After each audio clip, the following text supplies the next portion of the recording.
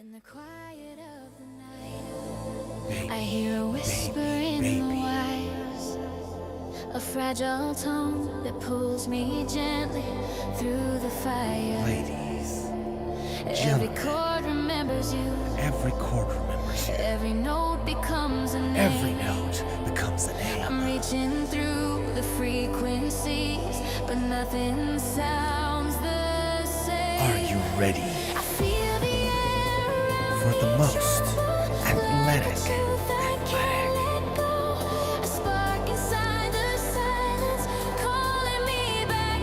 Guitar stream ever.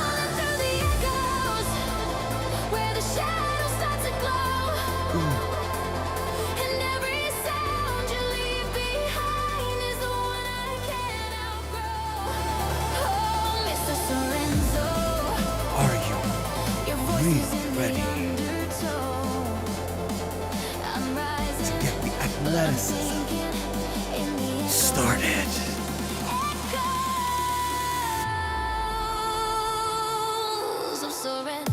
Turn the clock on.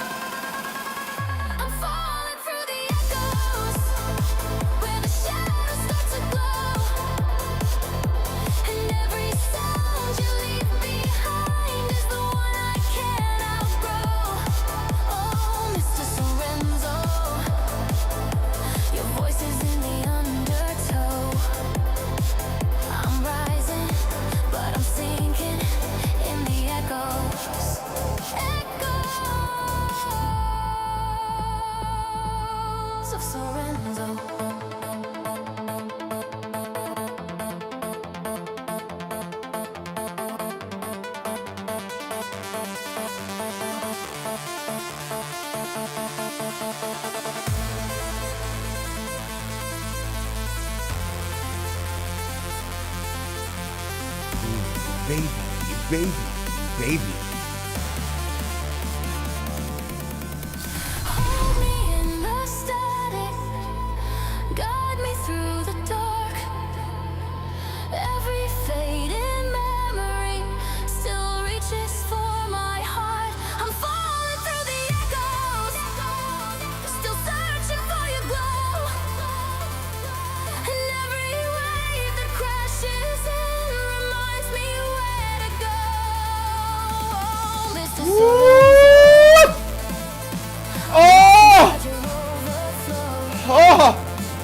I'm standing, but I'm drifting in the echoes. Echoes! Of Sorenzo.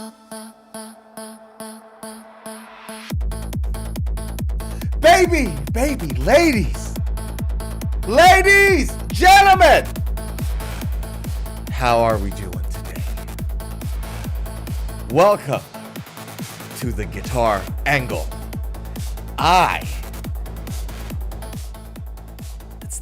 The name is Mr. Sorenzo. And I am the most athletic 5'11" guitarists you've ever seen. Happy Saturday. Are you feeling the athleticism? Or are you did you join this stream just feeling like classical guitar player, like the classical guitar players. Have you seen them? Like when a classical guitar player walks around, they're like, is that how you feeling? Is that really how you decided to feel today? Look into my eyes. Or did you decide to be athletic? You clicked on this stream, you joined this stream, you thought, I'm gonna be athletic today. You thought I'm gonna kick some rear end today. That's what you felt. That's what you thought. If that's you, welcome to the stream. Happy Saturday. Oh boy, we are just getting started. Woo! What a song.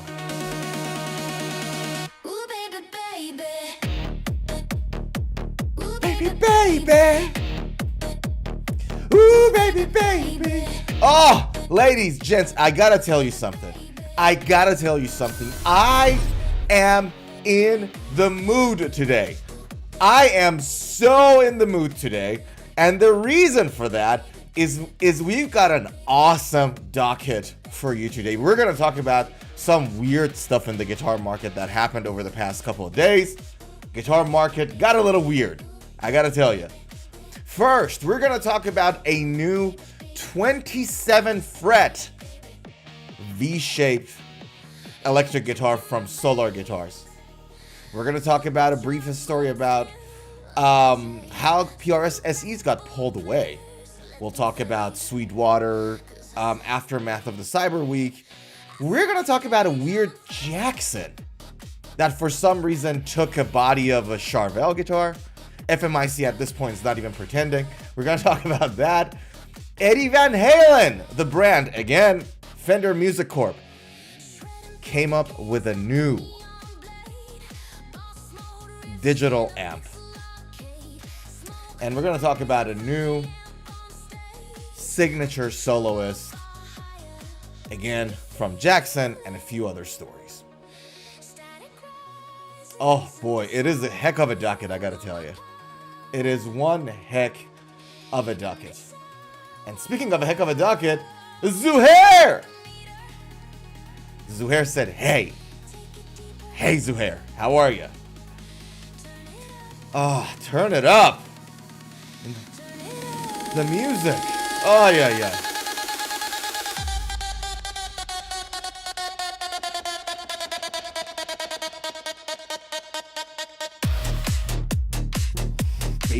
Baby. Woo!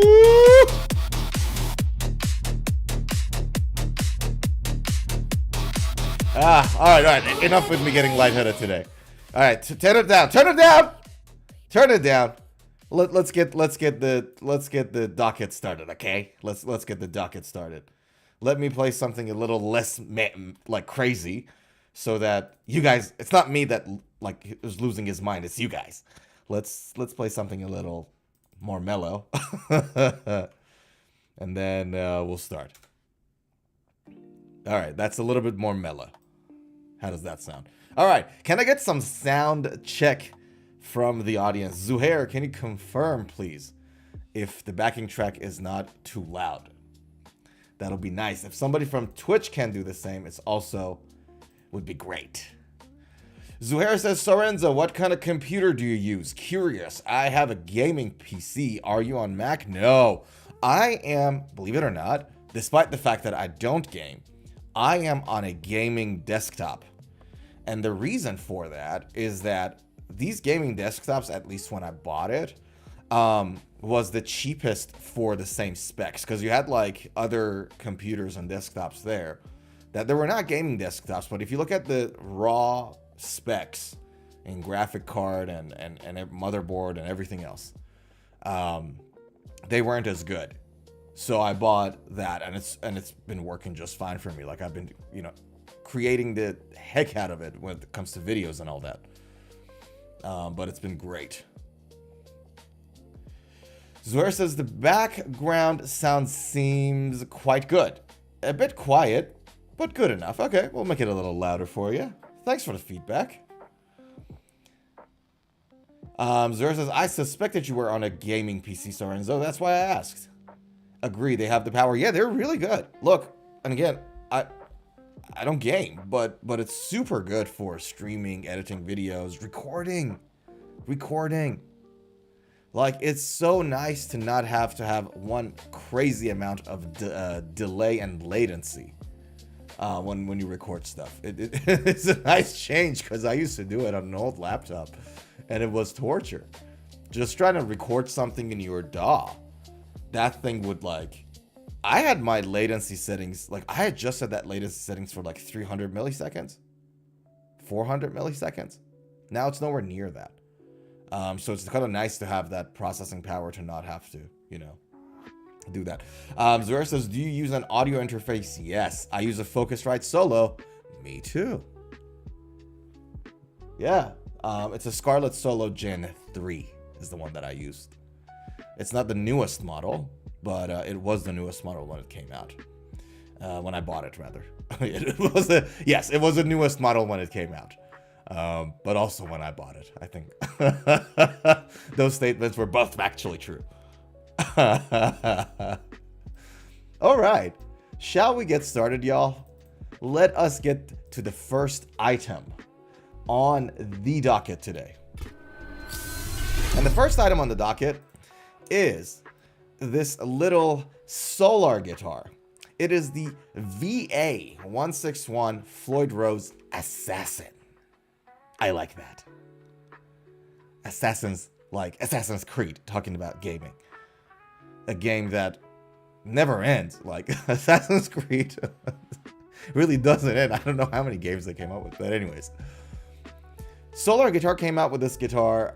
What's interesting about it is that obviously the design is the ESP arrow body, you know, the headstock, solar headstock, the arrow body of, you know, the arrow design of the body is insanely good, I think. Not just in terms of look and sleekness, but also in terms of higher fret access because of that extra cut that you got going on there. So it's a great design. Nevertheless, it is a 6-string electric guitar with 27 frets on the 2 high strings. Right, and I thought that was an interesting design choice in this guitar. So let's talk about it. You have a V-shaped body, 6 strings, black hardware. You have no left-handed version of this guitar. It comes with a floating bridge and locking tuners. The string gauge out of company is 946, which I thought that's a nice, you know, that's interesting. Out of all guitars, this one comes in with 946s. That was like a little strange to me, especially like it's 27 frets. Why start with a 9 gauge like on your high E string? Doesn't make any sense. And then the tuning it comes out of factory with is also E standard, which again doesn't make any sense.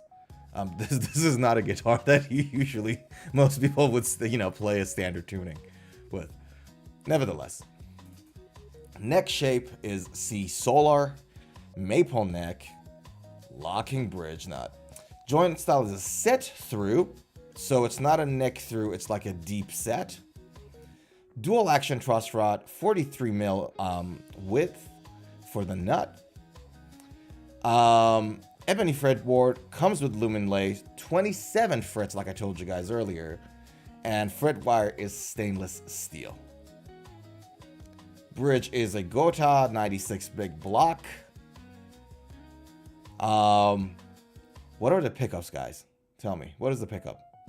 It is the Seymour Duncan Nazgul Trembucker. Okay, that's actually a real deal pickup. All right, we like that. So let's have a listen. Let me stop the funky music we got going on in the background. Let's have a listen to this guitar. Zohar says, back looks amazing. So sleek and smooth. Yeah. The neck contour here for the neck hug is awesome. Like, they've done a great job with that, I think. But let's have a listen.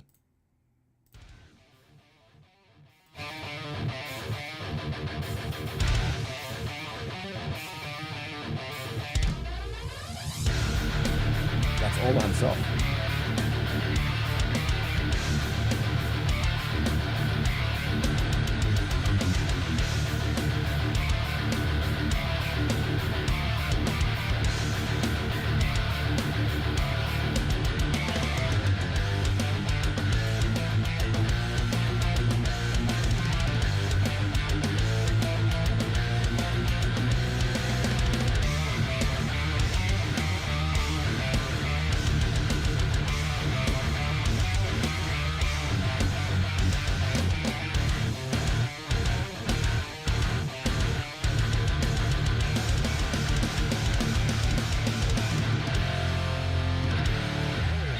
Okay, couple of interesting. Yeah, Zuhair says Solar Guitar is All England's company. Yes, you're right. It is. Um, Couple of interesting things. So this guitar, one of the sort of like the striking features of it, I guess, is the fact that it has 27 frets, right? And funny enough, in this demo, Ola actually didn't use it. Like, I was expecting some sort of a riff that would get his hand all the way up there to play the 27th fret. The reality is that having 27th fret is not really that crazily interesting. It's just 2 extra notes, right? So if you compare, for example, a 27th fretted guitar that has 2 extra notes with, say, a 7-string guitar that has 5 extra notes, really, because that's all it is, right? With a 7-string guitar, you add 5 extra notes to your arsenal. However, because in a 7-string you get to maneuver and play a bigger contrast of notes across the neck, that change is a bigger change, is more interesting, right? Whereas, you know, have like 27th fret on 2 strings. Yes, you can maneuver around a little, but you know, you're limited a little bit more there that way, I guess. So it's not a massive, crazy change, is what I'm trying to tell you.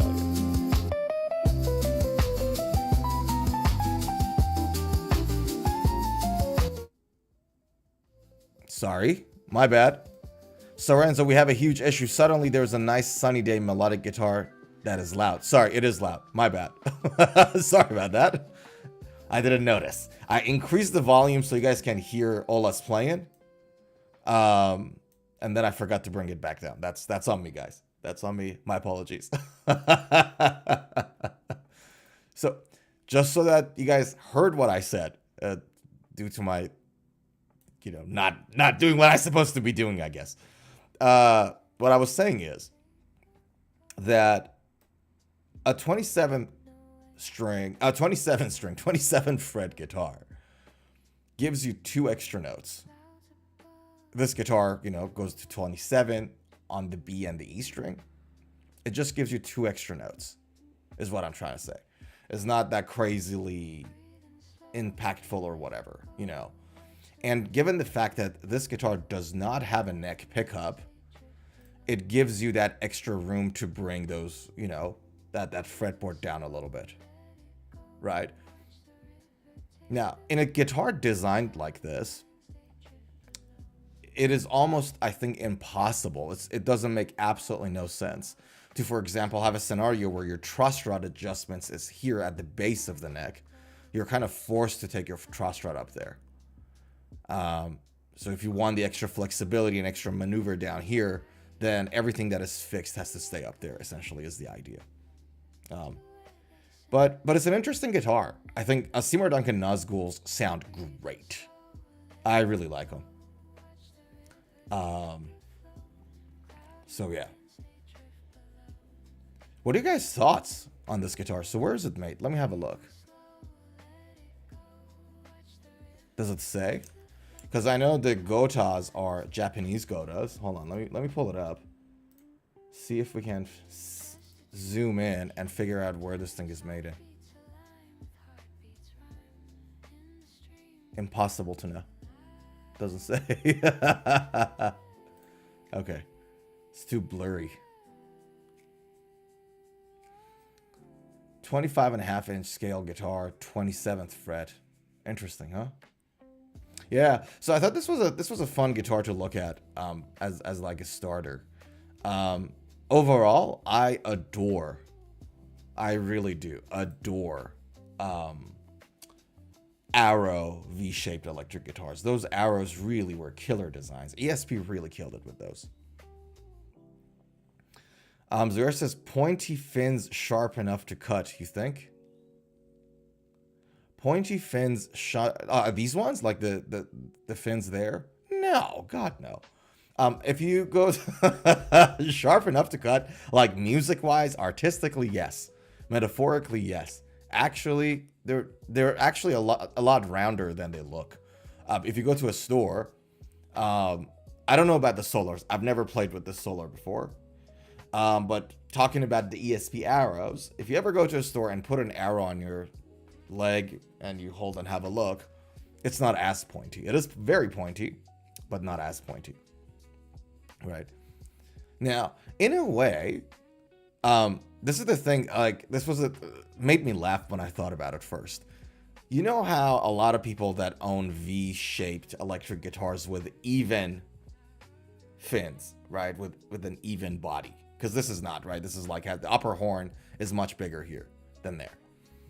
But with guys that have even V guitars, they always tend to put it on the ground somehow. Like, put it on the floor when you're done playing it and lean it against the wall. And I hate that. I'm not a fan of that.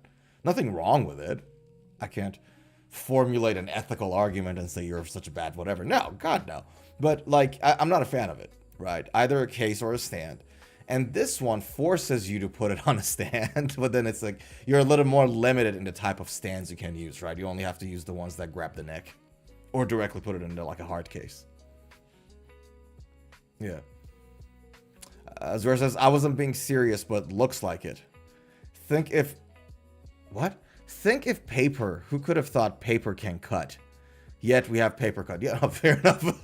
That's actually an interesting point.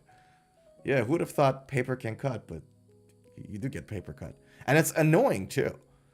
Like if you cut your like hand with a steak knife, a little, not too much, like it's less annoying pain than paper cut. Paper cut for some reason is really annoying in pain.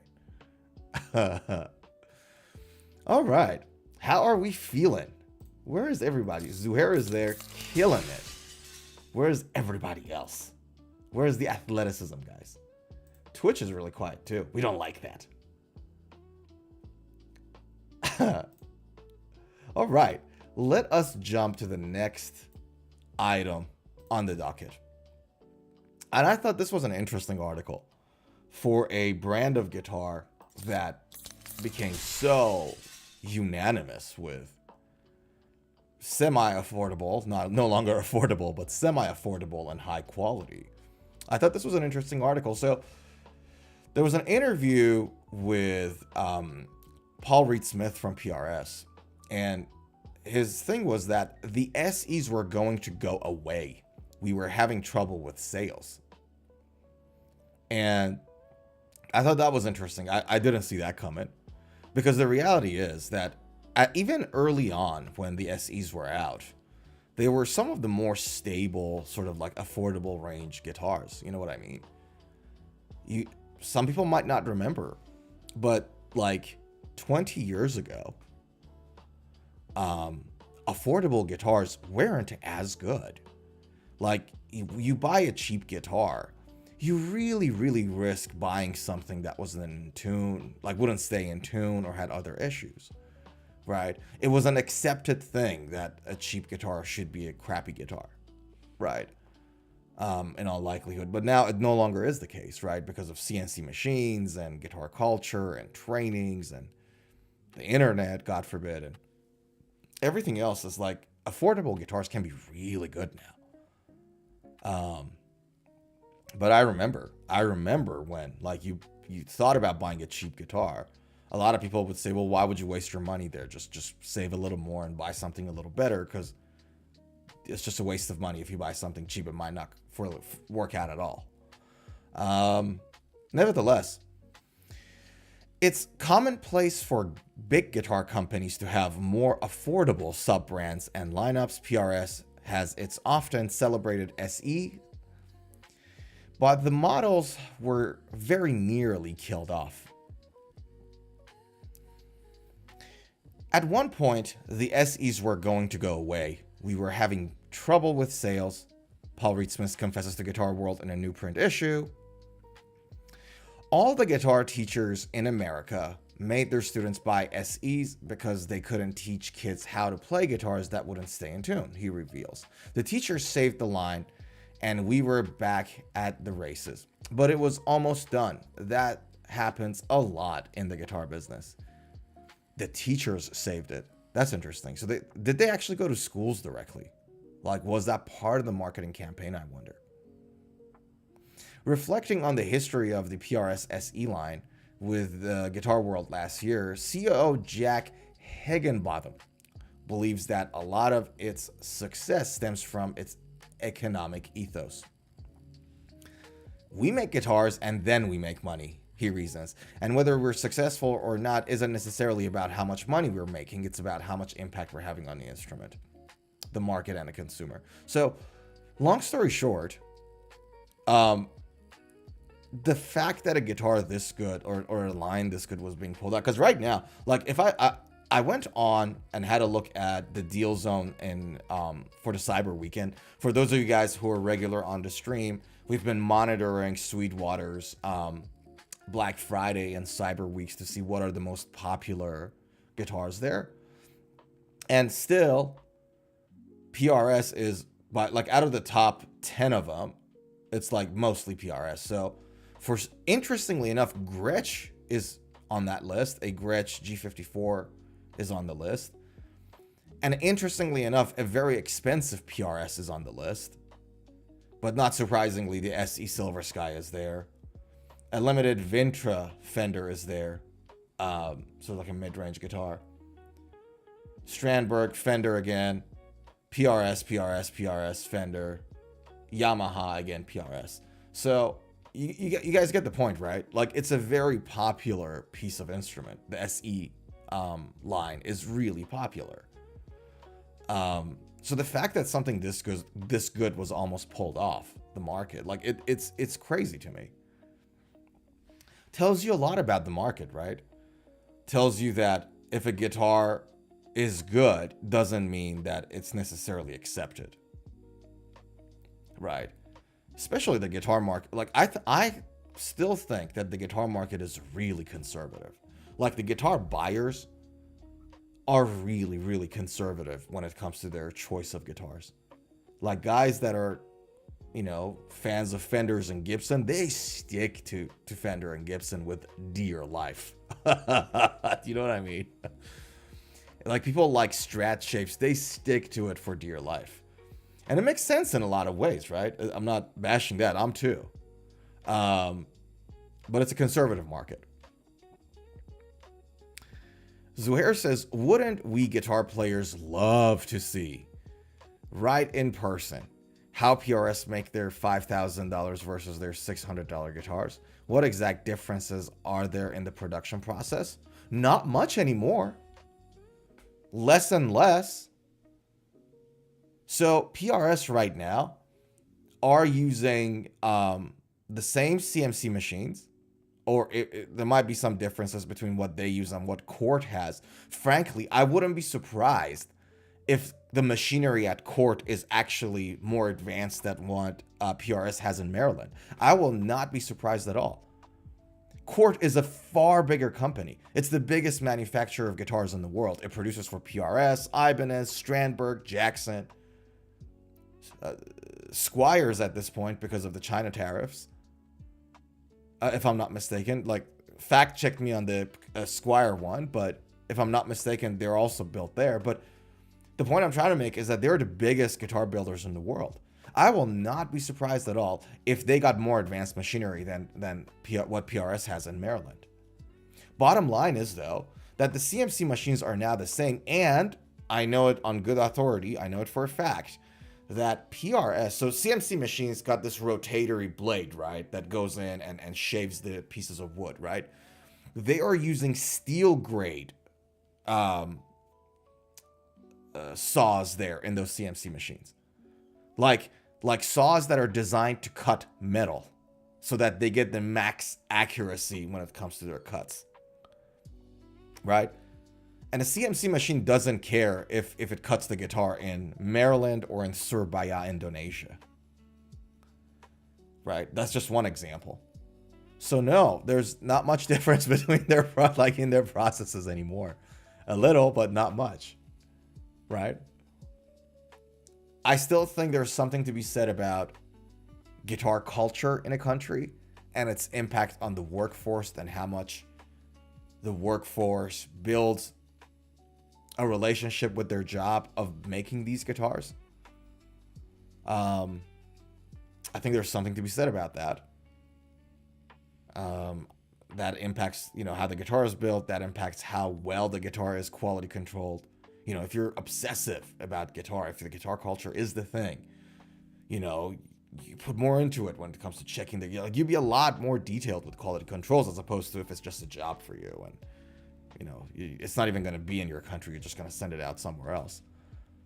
That's my opinion. And I could be, I'm more than happy to be, to be corrected here. Zoera says, so the price difference largely due to material used and not production quality? Not necessarily. Yeah, so material used is a big part of it, right? So the type of wood that you, like, you put AAA tone wood in a guitar, right? As opposed to a veneer, which is what is used in the SE models.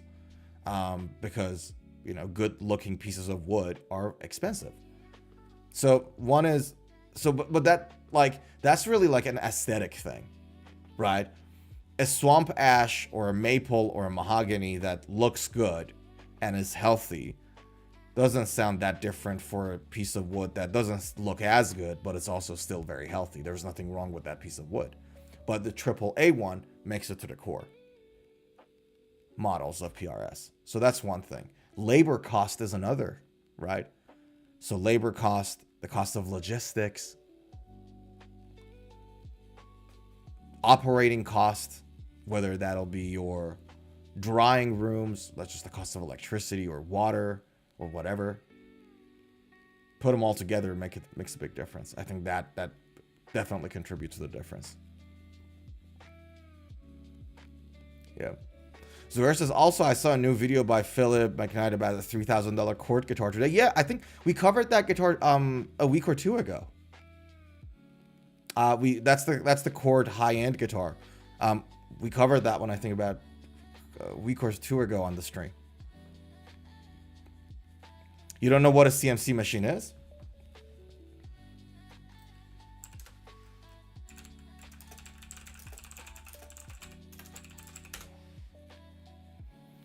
All right, let me stop the music. This is a CNC machine. Let me find a good video for you.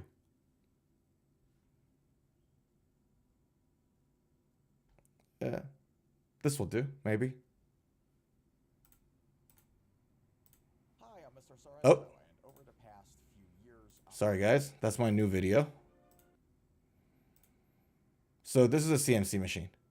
You put that piece of wood in there, and a blade comes from top down, like this, and it starts cutting the wood, right? And this drill, it can vary in size. Some are thicker, some are thinner, right? And basically it just routes and builds everything and creates these holes and the shape of the guitar. So you use it to route the holes in your guitar. You use it to just get the general shape done, and so on and so forth, right? And so so now what I was saying earlier on is that this tip, right, that PRS uses is actually designed to shape metal. They're using a steel grade, like something that is supposed to shape like hard metal. They use that for their guitars, just so that they make sure it's like max accuracy when it comes to the designs. I don't know. It's fine. You seem annoyed. No. I seemed annoyed. Dude, I love talking about these stuff. Why? I genuinely, no, dude, I wasn't annoyed. I'm so sorry if you felt that way. I was not annoyed at all. Like, this is my bread and butter. I love talking about these things. Where did you get annoyed from? Hold on a second. We gotta have a heart-to-heart conversation. Let me play a romantic song. Hold on. We have to. We gotta do this. We gotta do this. Zuhair.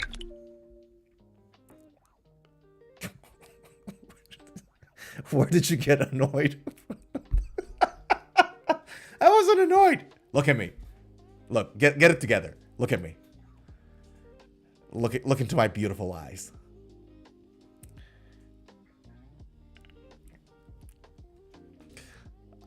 I wasn't annoyed, okay? I don't think I ever got annoyed of a guitar question. I don't think that ever annoyed me in my life over the past. It's like, shit, I got called into principal's office.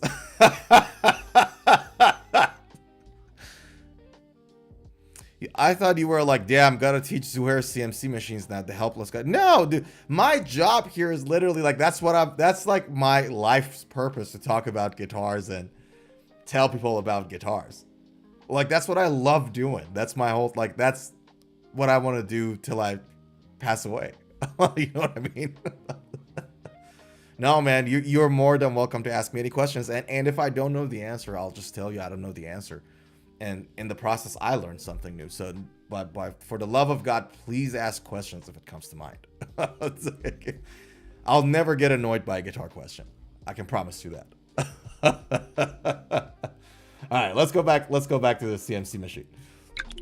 So that's a CNC, right? And this drill is really small.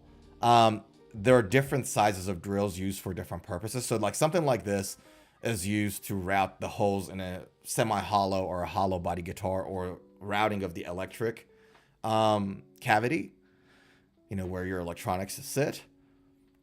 But there are bigger ones and thicker ones that are used to shape the general shape of the guitar, right? And then more fine ones. So that's a CNC machine.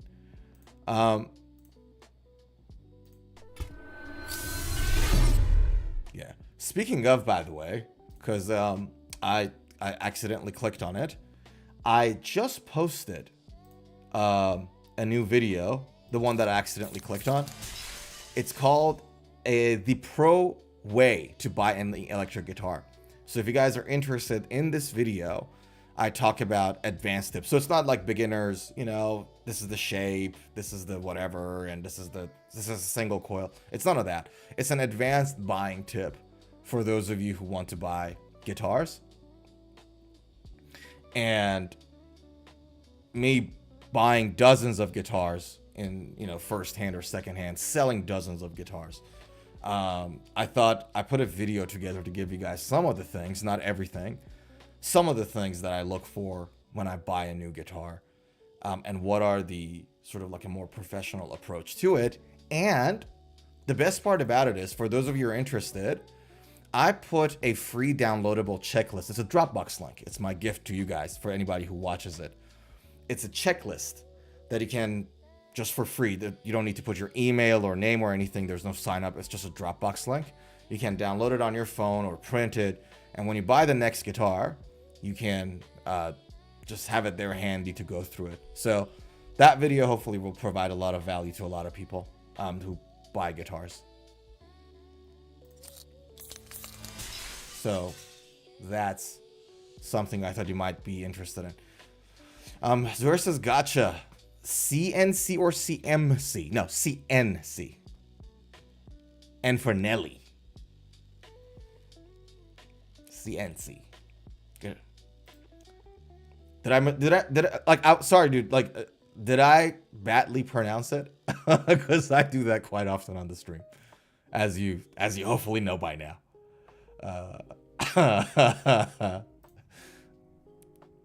All right, shall we jump to the next item on the docket? Let's jump to the next item on the docket. Now, tell you guys, I'll be honest with you. When I saw this guitar, I got a little upset. I was like, ugh, right? And when I show it to you, you'll know exactly why. So this guitar is not new. It came out about a month and a half ago. And I was like, sort of like, so you guys, for those who don't know, it's been a while since I've been not the biggest fan of Jackson guitars. So I bought a signature guitar from an artist that I loved, and then it was a horrible guitar overall. I sold it. I had to fix some stuff. I had to fix the neck on it. I had to fix the frets on it, and I sold it to somebody else. Anyways, so I saw this guitar, and the first thing I noticed, I'm like, this is weird. This looks like a parts caster. And when I looked a little closer, I realized that the body shape is a Charvel Dimas. But then everything else is like in the neck is a Jackson neck. And I'm like, why? Fender Music Corp at this point like they're not even pretending anymore that these brands are individual brands of their own. Why? You know what I mean? Zuhair says, this guitar is cool. Reminds me of Michael Schenker. Yeah, it's an interesting concept. Like the fact that you have this black and white and yin and yang going on is nice. I like that. I don't mind it.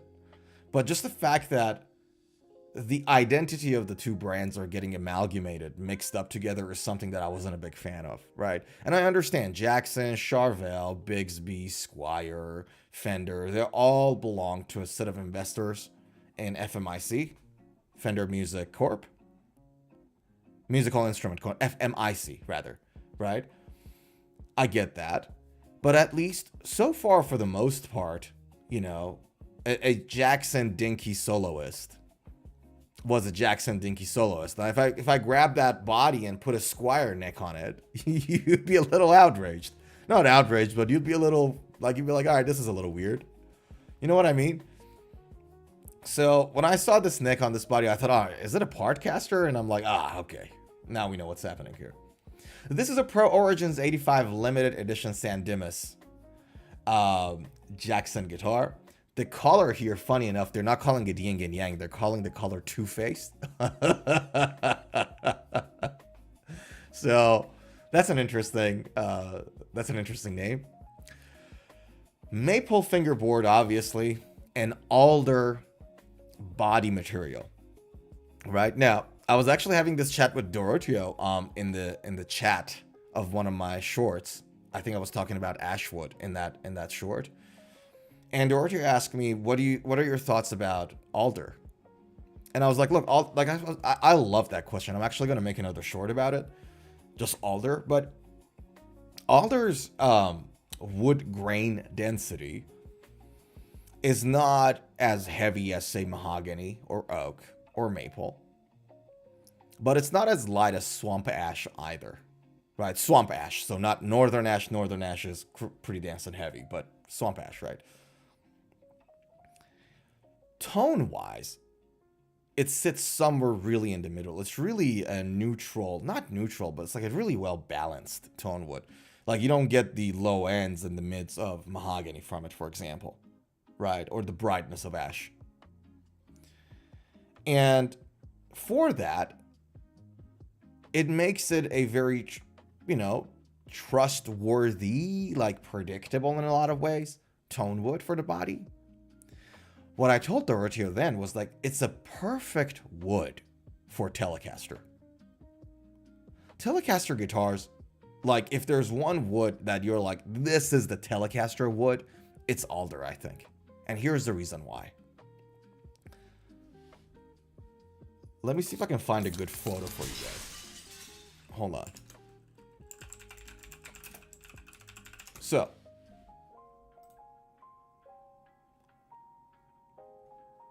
give me 1 second. I'm just trying to find you a good, nice photo. And then I'm going to tell you exactly what I wanted to bring up. Give me 1 second, guys.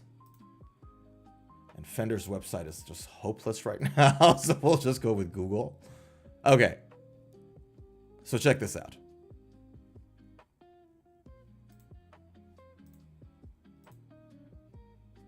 Come on. There we go.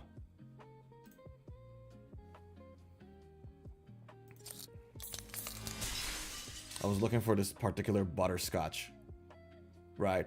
So when it comes to, I'll start again. Alder is the perfect wood for Telecaster guitars. Here's why. Telecaster, if you guys have a look at the design of this guitar, is a very simplistic guitar. It's a very, very simple guitar, Telecaster. There is a reason behind it, by the way. It's no accident. When Leo Fender was designing the Telecaster, well, the guitar that later on became the Telecaster, right? Because you had the Notecaster, you had the Squier, Esquire, rather, right? And so Telecaster, I think it was the 4th iteration or the 5th iteration. I could be wrong. I don't exactly remember. But when Leo Fender was designing the guitar that later on became the Telecaster, one of the main considerations of that design was simplicity and cheapness in building, simplicity and cheapness in maintenance, and also in fixing. So the fact that the Telecaster is a simplistic guitar, is a simple guitar, is no accident. Okay?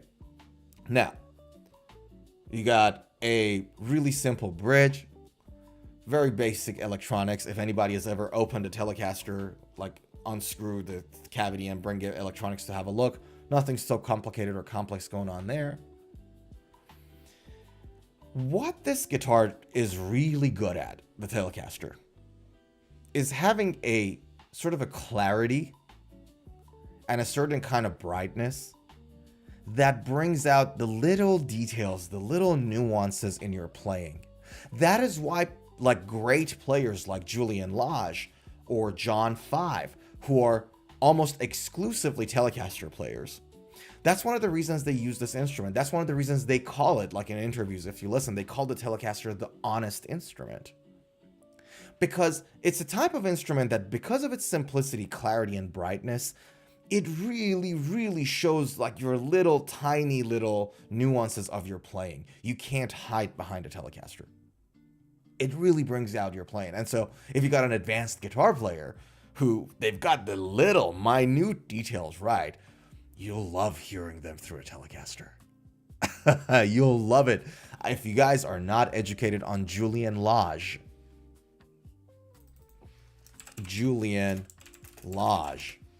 if you're not educated on Julian Lage, I highly, highly, highly recommend you to go and listen to his live performances.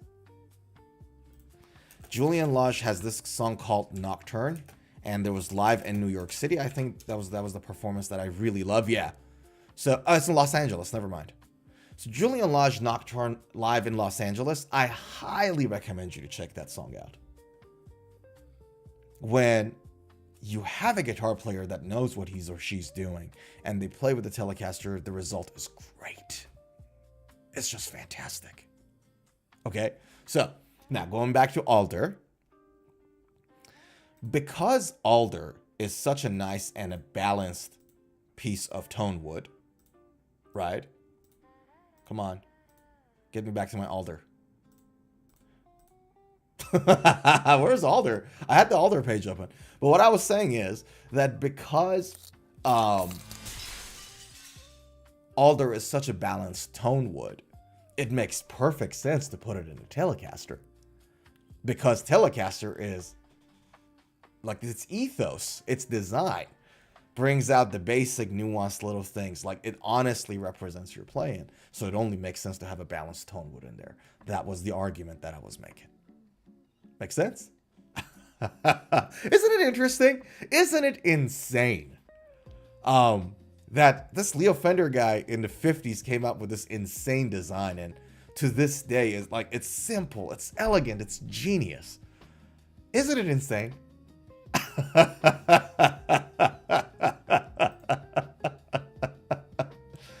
Anyways, so now if I go back to the guitar that we were talking about, so I sort of weaved all the way to a different direction because I saw the word Alder here, right?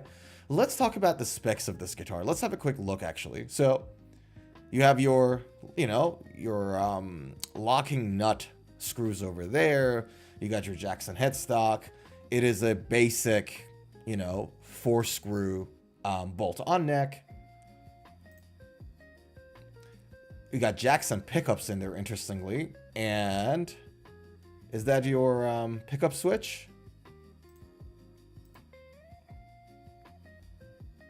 That looks like a Floyd Rose 1000, but I could be wrong.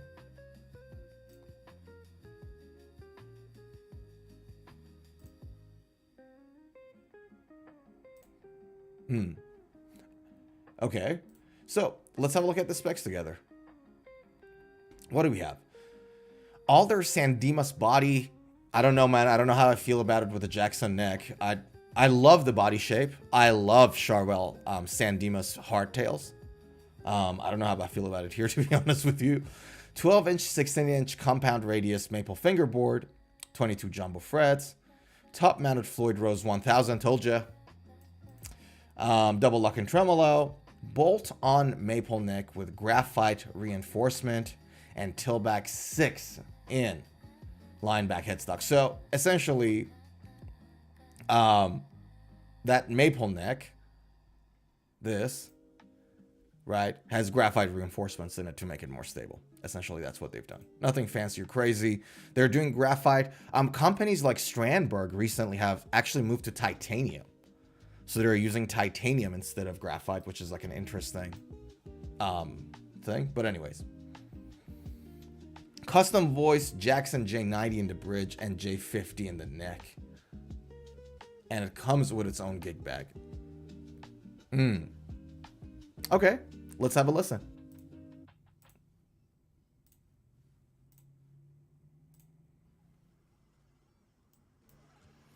Remind me to bring the volume down back again.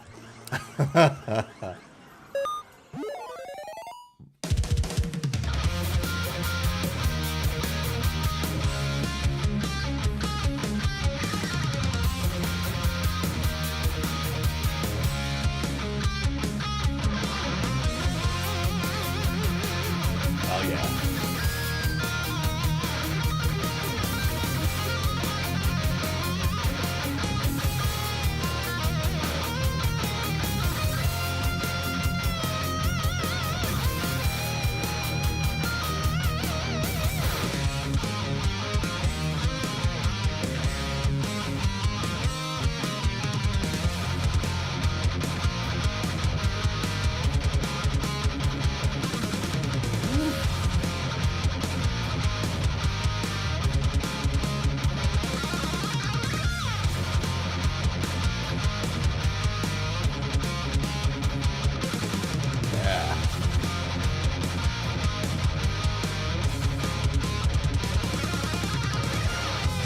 Hell yeah.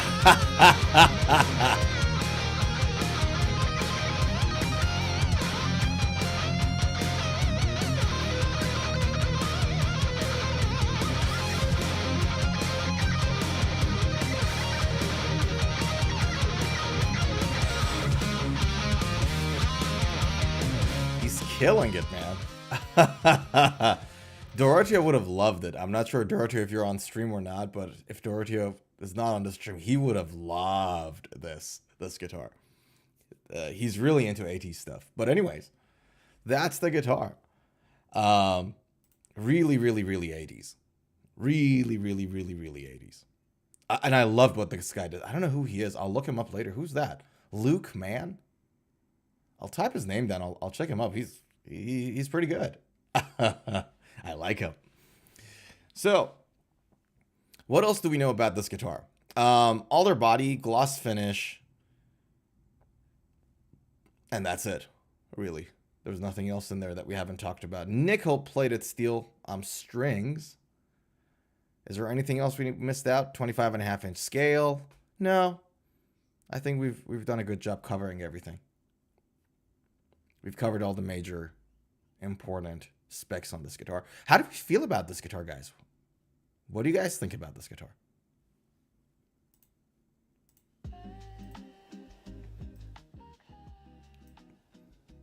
It's an interesting one. Like I appreciate that they tried to do something a little different. And I like the yin and yang. I really like the yin and yang idea here. So the black with white pickup and then white with black pickup. And the fact that the white had to be on the, the belly of the guitar because of the, because of the tremolo that you got there, the floating bridge you got there. It's in black. So it makes sense that this half is the white half. I don't know. How I feel about putting a Jackson neck in there.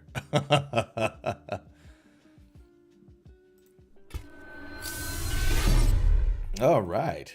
How are we feeling? Zuhair says, can you do a stream tomorrow? Gonna go now, but free tomorrow. Okay, I don't know about tomorrow, dude. I'll try. Tomorrow's calendar does not have a blank spot on it. I'll do my best, but no promises. Gotta go now, but free tomorrow. Fair enough, brother. Good to see you. You're married, right? What's married life like, Sorenzo? I'm not sure yet. I want to be. It's great. I mean, to be honest with you, I honestly think I got lucky with Mrs. Peachy. Mrs. Peachy is just fantastic. She's kind and patient, and when you got a crazy person like me running around doing things, it takes a certain kind of patience and kindness to be able to handle a guy like me, and she's just amazing. So I've never imagined my life to be this good, to be honest with you, in my relationship life. Never imagined it. This is the honest truth. I'm not saying it on the stream to be like, this is what you have to say. I don't think I imagined my relationship life to be this good. It's just amazing. It's just like, I got a lot more than I could ask for. But I have a friend of mine who got a second divorce late last year sometime, and she's miserable. You have the kid. It's the second one, so you have a kid, you have the house, you have like everything else going on, lawyers and the stress of it and all that. So if you find the right person, it's the best thing to ever happen to you ever. Like, if you find the right person. And if you find the wrong person, my God, no matter how much money you got, you're screwed. Like, you guys saw Johnny Depp and Amber Heard's stuff going on a couple of years ago, 2-3 years ago, whenever it was. Johnny Depp worth $500 million. Like, that man, like, there's not much more. Like, at $500 million, $500 million, you can just buy whatever you want, do whatever you want. So you can have all the money in the world. But boy, that relationship looked, I don't know. Like, I was watching some of the highlight of the court stuff that was going on. Boy, wasn't that stressful to watch. Like, it made me laugh. But, like, imagine you wake up in the morning and your wife, just to mess with you, puts fecal material on the bed. Like, what? Like, so you can have all the money in the world, but if you're with the wrong person, it's just never gonna work out. It's just gonna be a dreadful, stressful life. So find the right person and be with them and give everything, and you'll get much more than what you'll ever ask for. That's what happened to me. I'll tell you guys a quick story. When Mrs. Peachy and I met, I was dirt broke. So, dirt broke. That was the era that I told you guys in some stream ago that I could, like, for my birthday, I had a hard time putting in $100 together to buy a third-hand Samick guitar and amp. Like a crappy stuff that one of the pickups wasn't even working, right? I was dirt broke. Mrs. Peachy and I was living in a something that you can't even call it an accommodation. It was a shoebox. It was a one-room shoebox. Didn't have our own laundry. Didn't have my own anything, right? I was dirt broke. This is like 6-7 years ago. A little longer. Mrs. Peachy moved in with me in a heartbeat.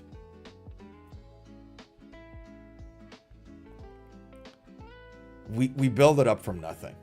And Mrs. Peachy was with me in all the ups and downs. When I had nothing. She moved in a heartbeat. And she had her life going on. So she has 2 master's degrees. She's very well academically educated. She has an amazing... What the heck's going on here? Can you guys hear the sound? Hello? Can you guys hear me? Something is happening here to my stream. I'm hearing this weird noise. Yeah, I'm live, I think. But something is happening. I'm hearing this sound, system sound. Guys, give me a second. Let me reset my sound card. Can you guys let me know if you can hear me? I think something happened to my sound card.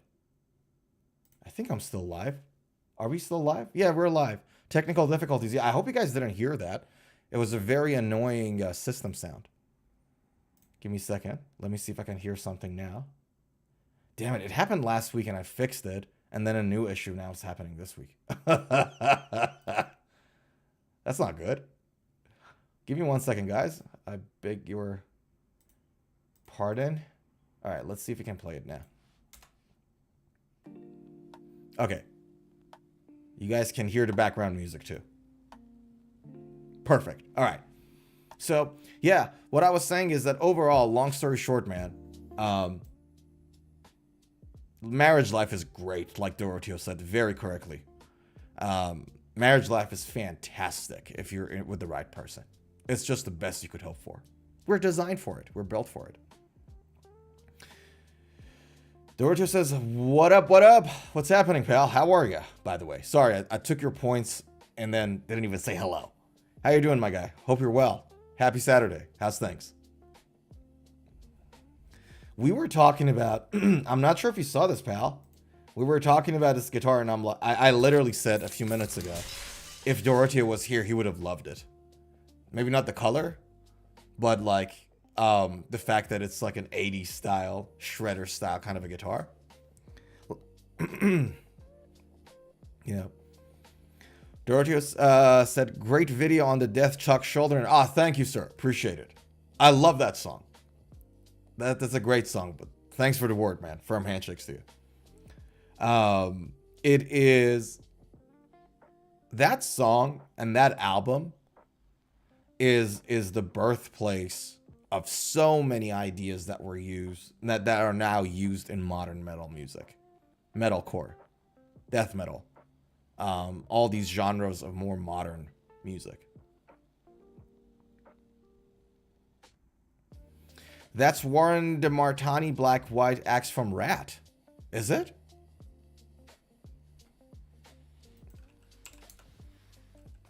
Warren Dimartini guitar.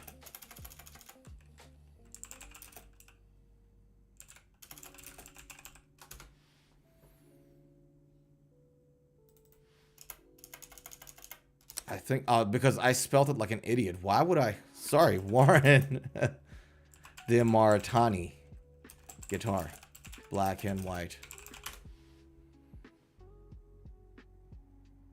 Are you sure? He's got a Charvel.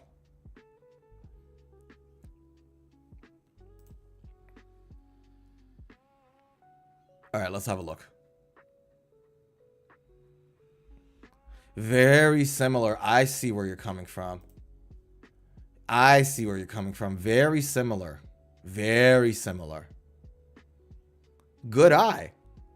Good eye. I wouldn't draw that connection. Really good eye. Look at that.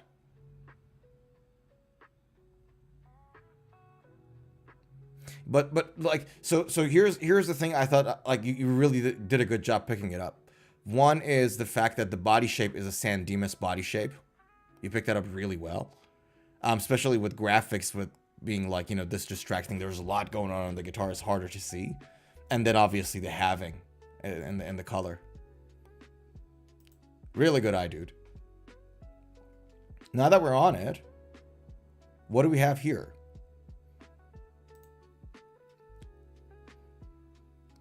Bolt-on neck, Alder body. We talked about Alder, Doroteo and I. Speed neck with rolled fingerboard edges. Love that. 25.5-inch scale. Yes. Floyd Rose, Seymour Duncan, custom worn Dimartini signature humbucking. Goda tuning machines. Love that. Maple fingerboard. Jumbo frets. Nice. Yeah, look, I like this. I like the specs. It looks insane, by the way. This is so like 80s graphics, like Japanese game, sort of like Nintendo Japanese games, kind of like art on it. Interesting. Huh. What a design. I really am into like as of late, I'm really into guitars with maple fretboards for some reason. Like maple really is catching me right now. Like really pulling me towards it for some reason. I don't know why. Maybe it's because I've been playing with ebony fretboards my whole life and now it's just something new. But for some reason, just that brightness when you look at something, just the brightness, the light color is attractive. Yeah. Dorotio says TNT Guitarist also has an axe similar to that black and white axe too. Let's have a look.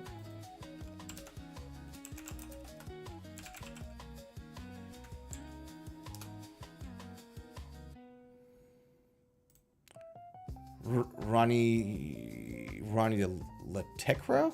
I don't know these guys. Is it him? Or is it him? This guy.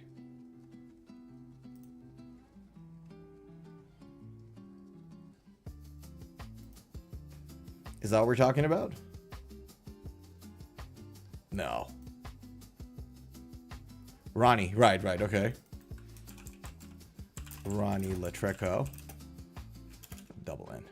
Ronnie Letreco. Guitar. Let's see what he comes up with.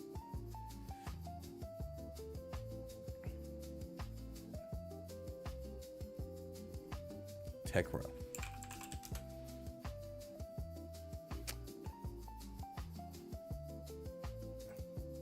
Who is he with? That's a Fender. Right. I think you're talking about this then.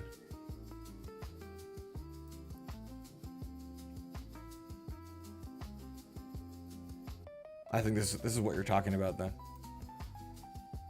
Yeah, again, sort of the half-colored design. See where you're coming from.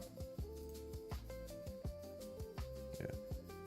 Wow, this is 80s.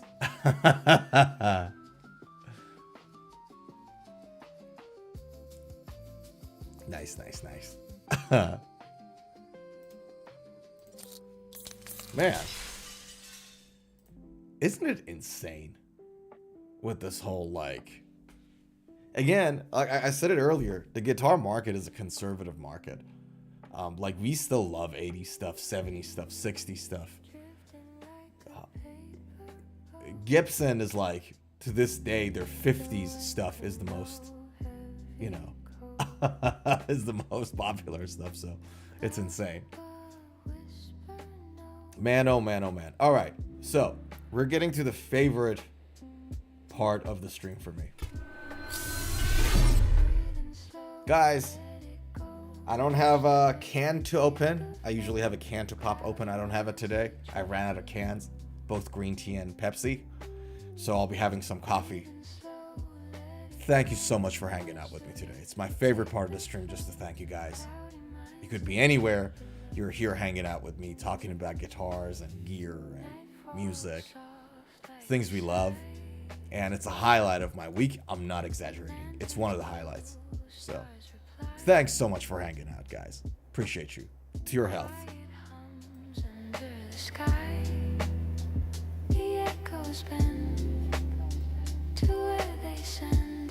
Oh.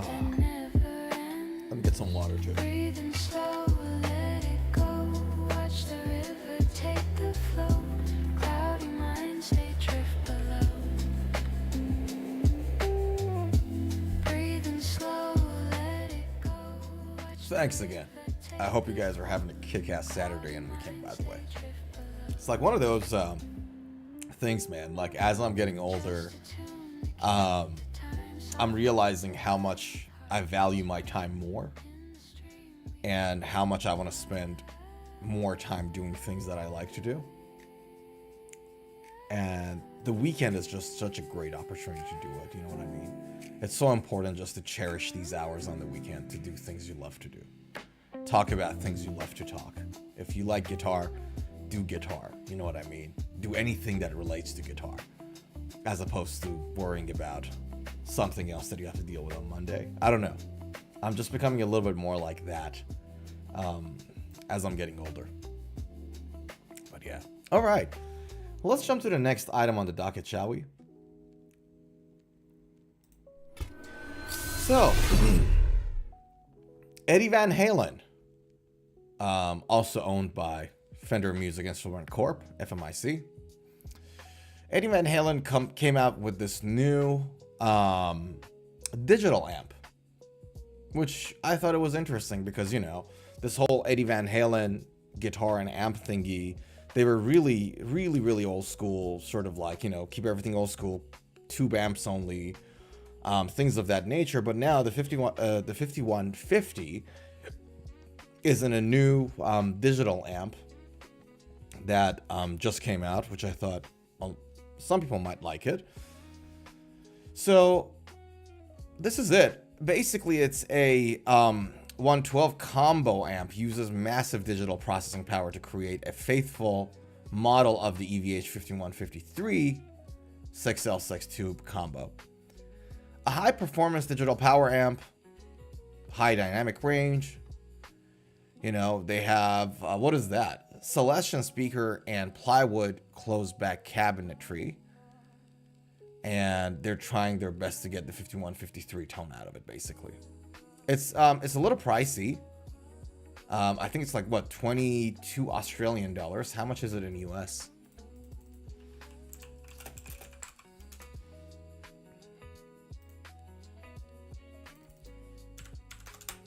So about 1,400 US dollars. Which I'm like, that's expensive for you know, thing this high. But let's have a listen. Let's have a listen and see what's this all about.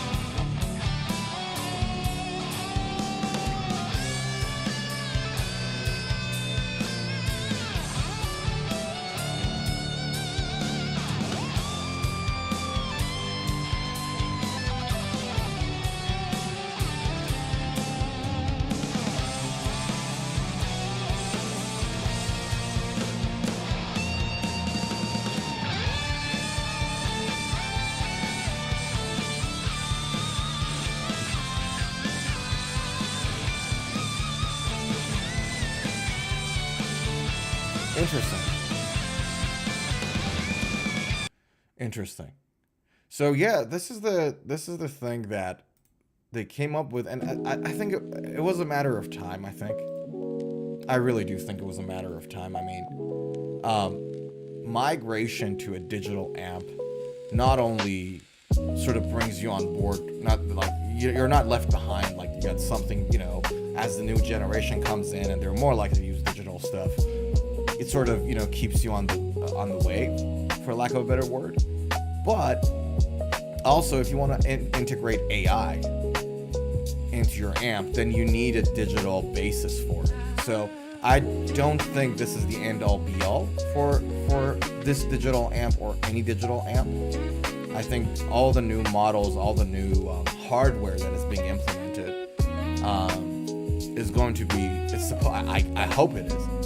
It has to be AI friendly. So then later on, you can make the hardware a little better, but now you have the foundation, you have the infrastructure to deploy some sort of an AI solution on it. This is where the market is going, and the fact that this modeler is out is of no surprise to me, to be honest with you. Like, I didn't know about it, but I wasn't shocked when I saw it.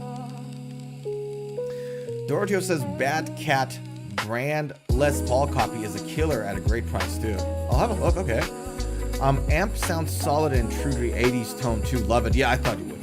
Today's stream is really 80s heavy. I'm not surprised that you like that. Like, yeah, I get it. It's very, very 80s tone. Very shredder 80s tone. Eddie Van Halen, right? Eddie Van Halen god. I mean, he's the electric guitar god from that era. So, how good was he? How good was he? Can I tell you something?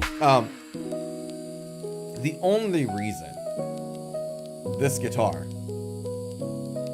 right, is not the most iconic guitar in the world, like it's not the the it, is the fact that Eddie Van Halen switched sponsors like guitars. Had he stuck to one, like Steve Vai's Gem, for example, like John Petrucci's Majesty, for example, you know what I mean? Had he stuck to one, this guitar would be it. Like, it would be the most iconic guitar ever. Yeah, like yeah, I don't know. It's a weird one. I thought, like, such an iconic guitar. It's not for everybody, but what an iconic guitar, my lord. Yeah. So I thought to bring this up. It was an interesting amp. So it comes with three channels: clean, crunch, and lead. It's a 120 volt, 50 watt amp, and it comes with, the only effect that it comes with is reverb, and I like it. I don't like too many effect chains on a sort of like a model amp. One MIDI input, one XLR line output. So that is the thing, and then it comes with like a 5-button foot switch included in it for its accessories, with all the cables and yada yada. So that is the amp.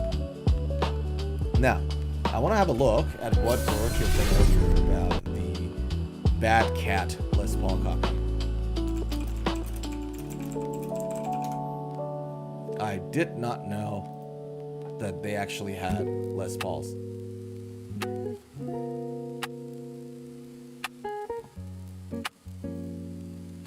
Give me 1 second.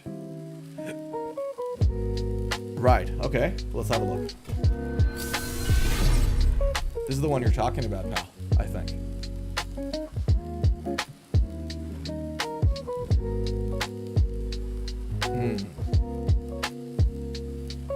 Interesting. Yeah, I didn't know they had Les Pauls. I really dig the color on this staining. I don't know. Is that an actual staining? Or is it a veneer, or is it the actual top?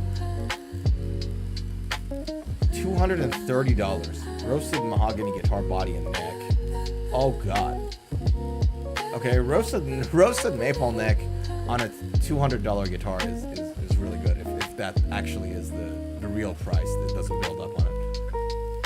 5A maple flame top, Indian rosewood fretboard, Pingwell close tuning machines, Nashville Tombridge, Tunomatic, that's what it stands for.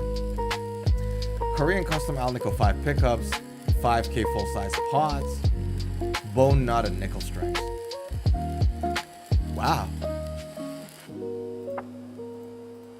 All of that for $230? Is that it, Doroteo? I mean, that's decent specs. This looks good. I haven't played with them, so I can't comment on it. But on paper, made in China, obviously. But on paper, this looks pretty good, actually. Obviously, not like on paper is not a thing, you know. You gotta actually play with that guitar, but that's really good specs for a $230 guitar. Again, speaks to that point I brought on earlier on the stream, you know, with technology and everything going everywhere, just the difference between the guitars, depending on which part of the world they're built in, it becomes less and less. Zuer says I'm back. Welcome back. Welcome back. Yeah, I like the sunburst look better. Oh, okay, let's have a look. That's a honey burst. Is it the same as the sunburst? Where's the sunburst? This is the sunburst.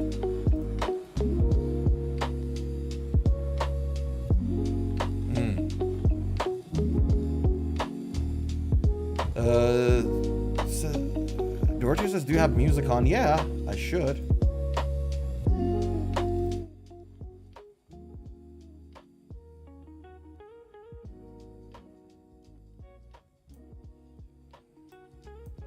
Sorry about that again.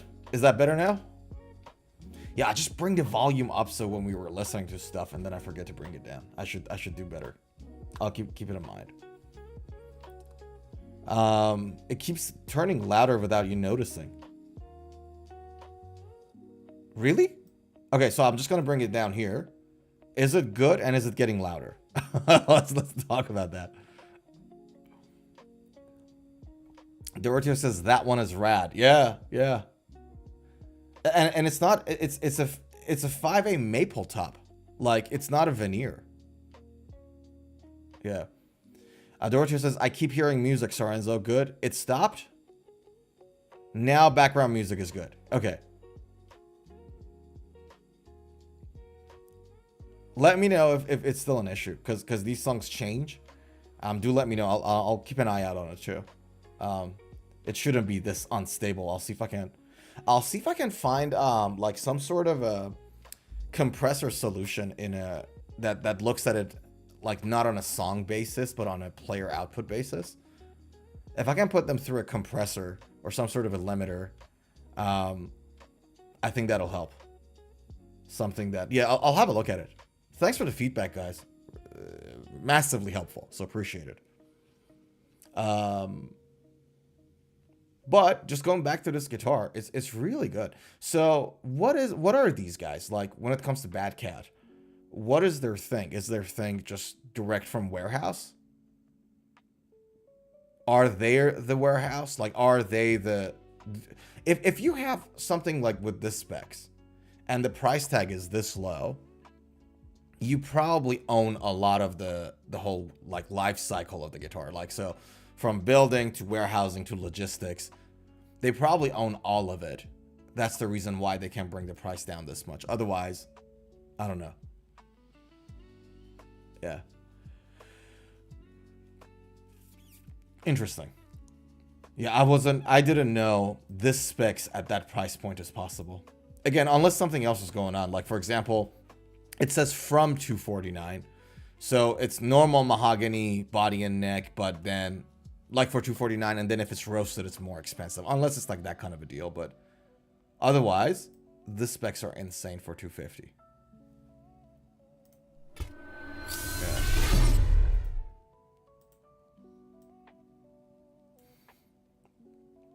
Really, really insane. Speaking of iconic guitars, by the way. Hold on, before we do that. Scar. Dorothy says, Scar My Guitar channel had the Bad Cat versus a $3,000 Gibson, and you would be surprised by the results. I don't know what that channel is. I'll check him out. Scar My Guitar. Yeah, I've never heard of the guy. I'm sure it's great. I'm not trying to be rude or anything. Genuinely haven't heard of him. I'll check him out. Thanks for that. Zuhair says, Google AI says Bad Cat instruments make budget-friendly guitars that get mixed reviews. Many players love the excellent playability, features like bone nuts and decent hardware for the low price, finding them great value for beginners or modding projects, while others report significant quality control issues like poor setups, finishing flaws, and bad electronics. Okay, look, poor setup, I could not care, to be fully honest with you personally. Right. Why am I... Let me give you this like one example right away of the guitar that I bought recently. A bad setup, you can fix at home. In fact, it won't make that much of a difference anyways, because the way that the guitar is set up in the factory and it comes your way, more often than not, if you know yourself as a player of what you like and what works for you and what not, when you buy a new guitar, even if it's perfectly set up at the factory, you're going to have to bring it home and change it to your specific way of playing and liking. Okay? So I'll give you guys a very, very simple example. So this is a string height action gouge, right? Almost all guitars, I can say for like 90% of the electric guitars these days that are being shipped from big companies, Fenders, the Gibsons, the Epiphones, Squiers, the PRSs, all that, right? Jacksons, name it.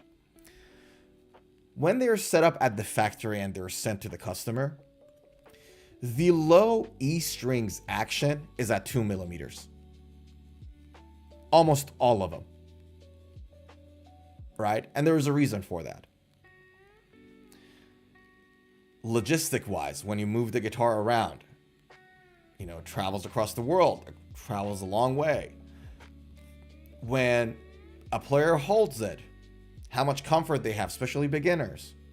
All of these factors combined together, the guitar industry right now is convinced that 2 millimeter action on the low E and 1.75-ish, a little less on the high E, that combo is the ideal combo. So if you get a new guitar, and if it's set up at the factory, with 90% accuracy, you can say that the low E action is on the 12th fret is at 2 millimeters, right? I would never play a guitar that has a 2 millimeter action on it. It's too high for me. I like to set my low E at 1.5, 0.6, 0.7 max.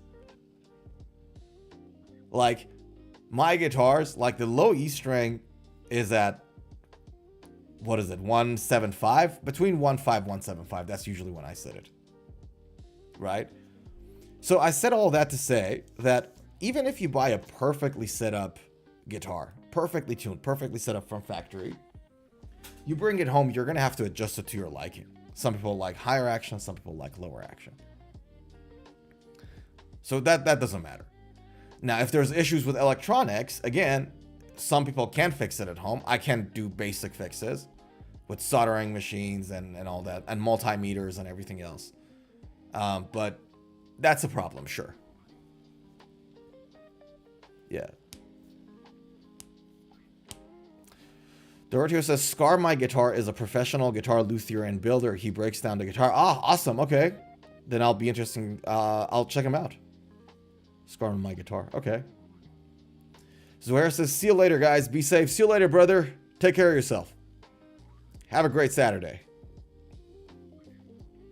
Yeah. Interesting. But yeah, I can't think of a scenario I bought a guitar and then I didn't bring it home and set it up. Like, yeah. That was interesting. That's an interesting price point, eh? All right. Let's jump to the next item on the docket, shall we?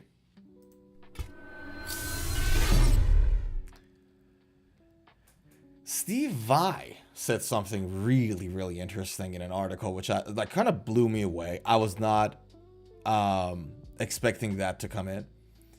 He said, whoever makes me the best one, that's who I'll work with.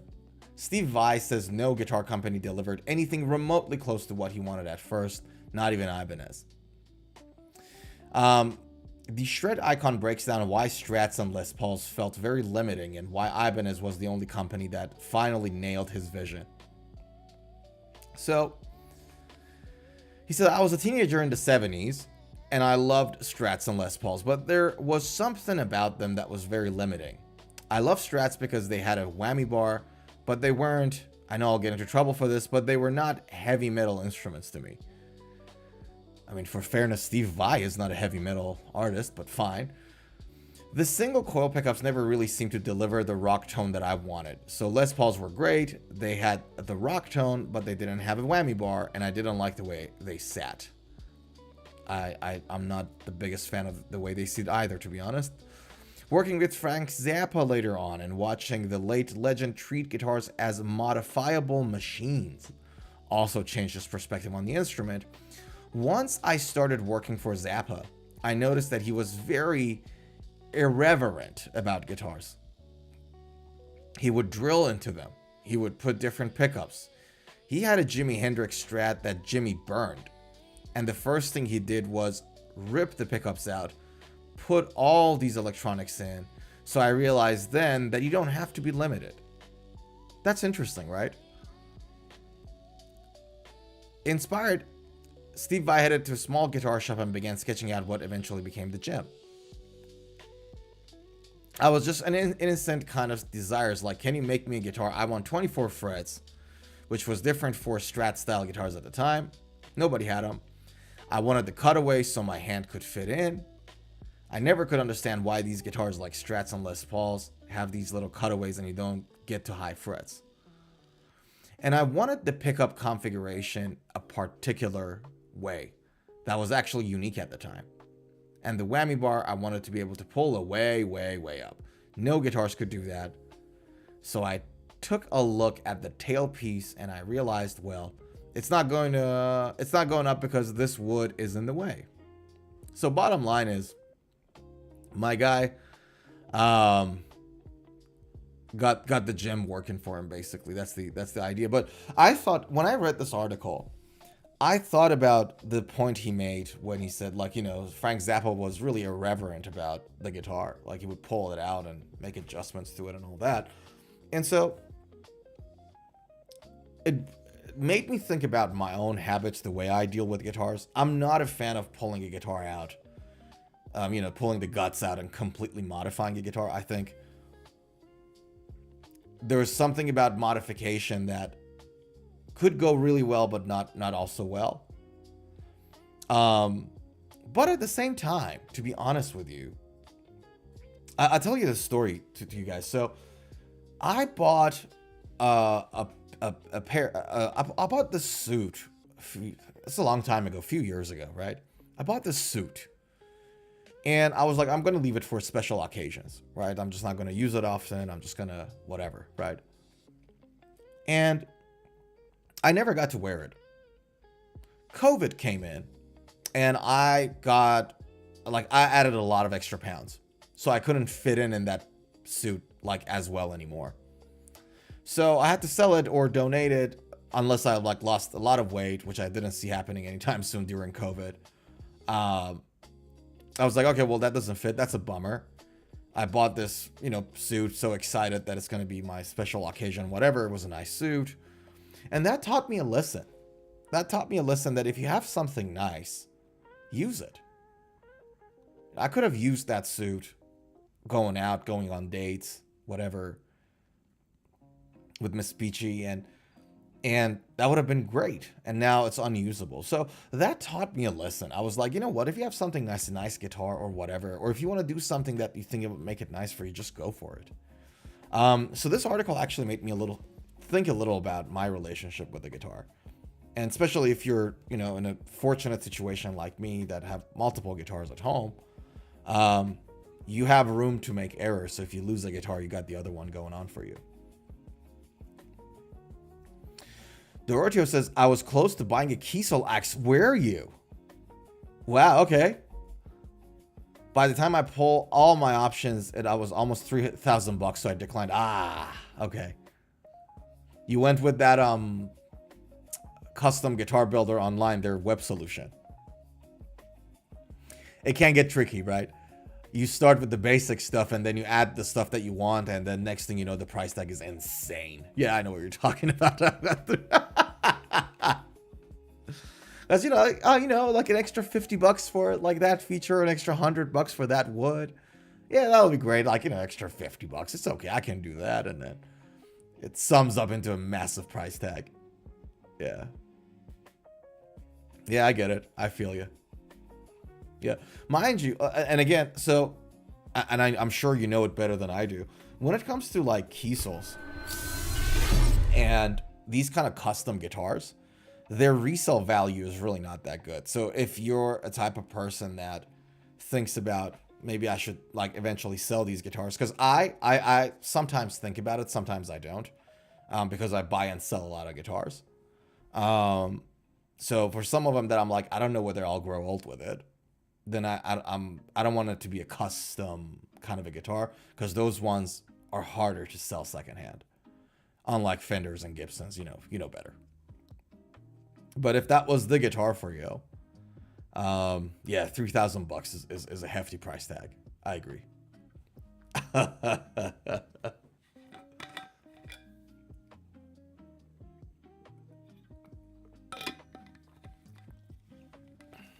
So what body type was it that you went for? Because Kiesels have so many body types. Like, for those who don't know, let me take you there. Kiesel guitars. And I really like their headless Kyber, by the way. Really, really good looking headless Kybers. But, so let's just say go to guitars.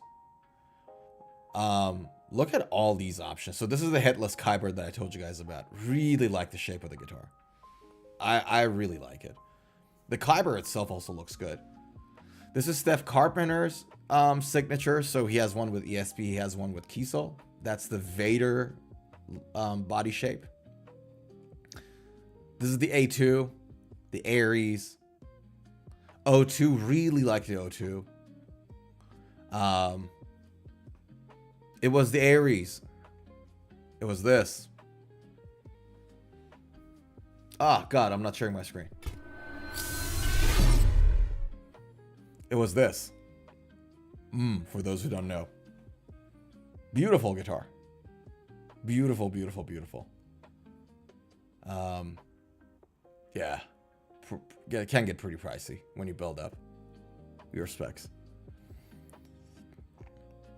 This was the Kyber I was talking to you about. It's their latest headless. I really, really like what they've done with the Kyber. The headless Kyber. And O2, obviously. Like I said it earlier, so this is the O2. You said, Doroteo says Aries Titanium Series. What's the Titanium Series? Ah. Oh, wow. Okay. I can see why you like this. It has the, like, with the pick guard and also this sort of like this Jackson looking angled headstock. I can see why you like this. Yeah, and I got the reverse, like you got the Jackson and the reverse Jackson headstock. I can see why you like it. Nice. Okay, I didn't know that existed. I didn't know they had a titanium series for the Aries.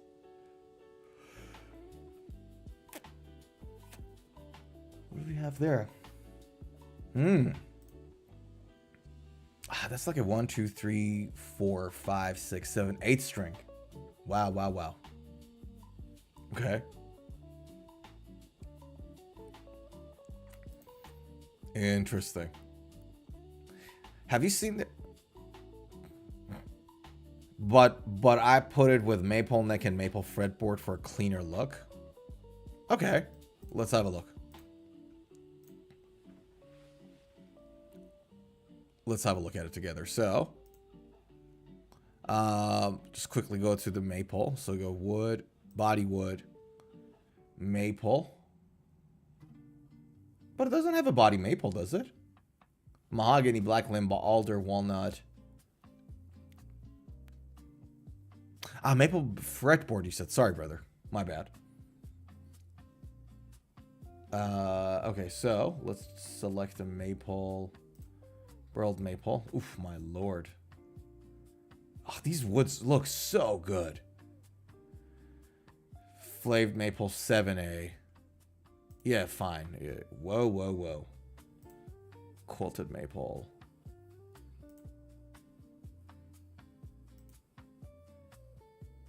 Okay, so let's just stick to maple for a second. A red body with black pickguard matching red headstock. Okay, let's do it. Top coat. Crimson red. Like this? Black pickguard, you said. Let's build this. Where is this? Black pickguard. Hardware options? I think it's here. There we go.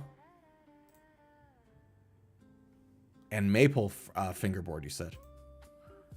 That's gonna look crazy. Hold on a second.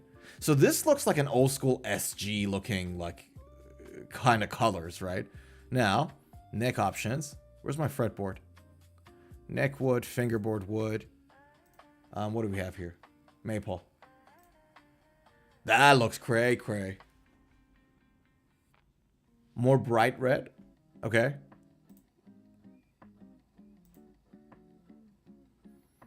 Satin colors. No, translucent colors. We do we have a like red like this? Nah.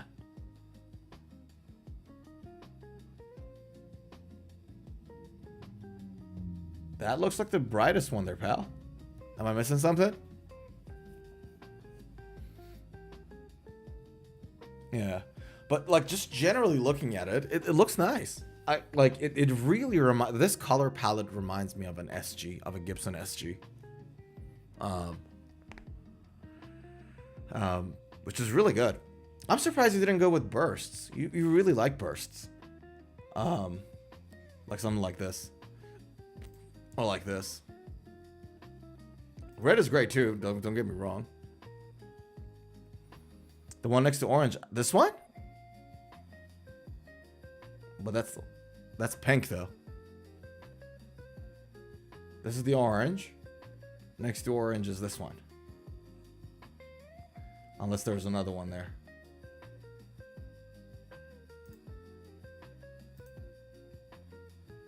No, that's it.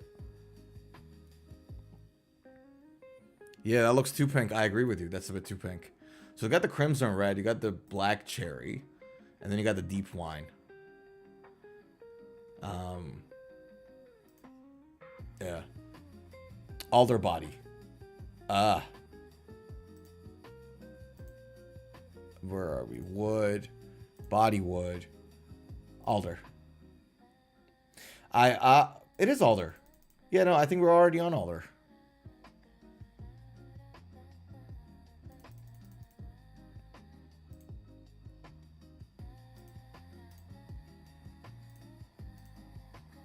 Yeah. Top. Maple top. What about... I think I know where... What if... right. Let me just remove the top and then go to solid colors and then go to... There you go. This is what you did. I selected a top wood. That's what happened. There you go. And black hardware.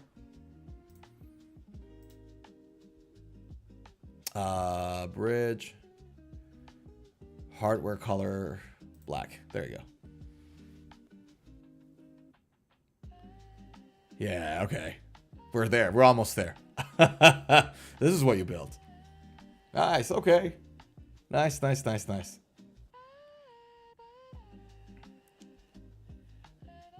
looks good. That's it. Yeah, right. Isn't it insane? Like, other than the price tag obviously being insane, but just the fact that like you can just build the stuff out to your own exact specs and the Kiesel's user interface when it comes to building your own guitar is by far better than everybody else's. I've played around with Fenders. I've went through Aristides' website, a whole lot of other websites. Kiesel does the best job by miles when it comes to the user interface of their website in ordering custom guitars. Dorothy says, if that doesn't scream 1980s glam metal, I don't know what does. I agree with you. The only thing you got to add to it is just make sure that the finish is gloss and add some glitter to it. Like that'll be...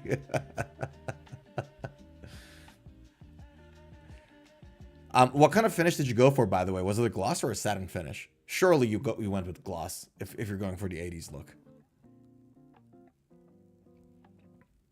are you going with like I would think you would probably go for like a gloss body but a satin neck. But tell me I'm wrong. Tell me if I'm wrong. Yeah.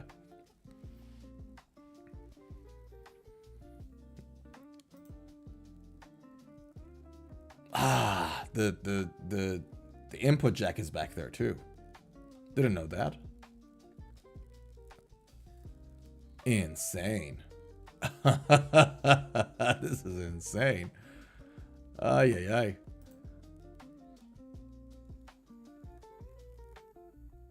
Rainbow sparkle finishes, by the way. What's that?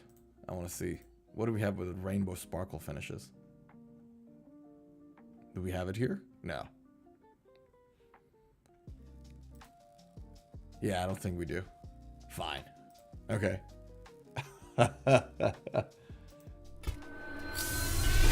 Yeah, hands down. And I don't think it's that difficult of a solution to have like something like this online. I just think that a lot of companies just don't do it. And I'm surprised, like, a company like PRS is so well positioned to do it. And I don't know why they don't do it. Like, they have a, like, have something like this and then get some people on the call and do whatever the current process is that you're doing. But having a user interface like this that shows the buyer what is it that they're exactly selecting and how what the approximation of what the guitar is going to look like is, like how close, you know, because whatever you see online, it's not going to be exactly like what you get, but there's, you know, there's an approximation. There's like some sort of a, you know, you get an idea. So I'm surprised why every other guitar company that does custom shop stuff is not doing it. It's beyond me. Doroteo said, I don't know other options. I put that it was closer to the $3,000 price. Yeah, okay. There's no other options there for custom guitars that gives you as much option that Kiesel does that I know of. Like when you went to Kiesel, I think you went to the best website out there to order this online. Order a custom guitar online. I'll show you the Fender one. Like just now that we're like, when I was researching this not some time ago, Gibson doesn't have it, PRS doesn't have it, Fender has it, but it's limited. So let me see if I can find it for you.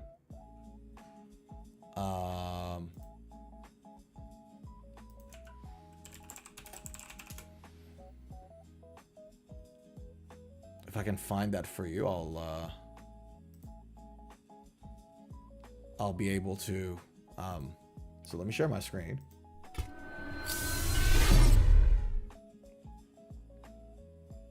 Electric guitars. Where is their guitar builder? Fender online guitar custom builder.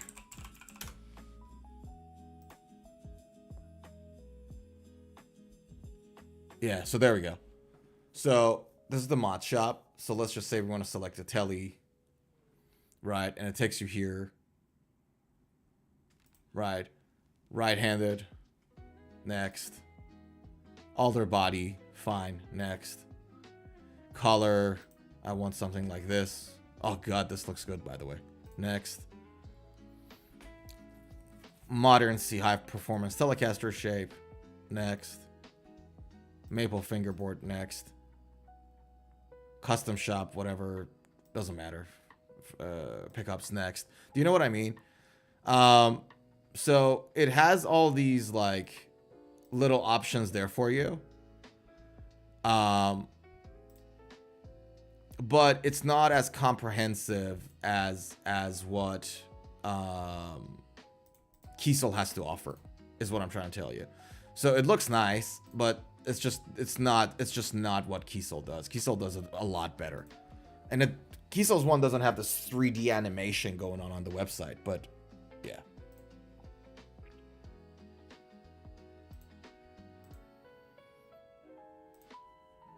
So here you go. And in 13 steps, you basically created a custom guitar with not much modification can be done on it and all that. So that's the Fender experience. Nice and quick. But yeah. None of them do a good job as much as Kiesel does. It's just you go here, every single piece of information, you can just exactly select what you like. Whereas this is like, Fender's one is more of a mod shop. It's not a custom shop, it's a mod shop. Yeah. Yeah. And this guitar, this very basic quick guitar that I did, is $3,400, by the way. So. In Australian dollars, I think a little cheaper in US than like $2,000. Yeah.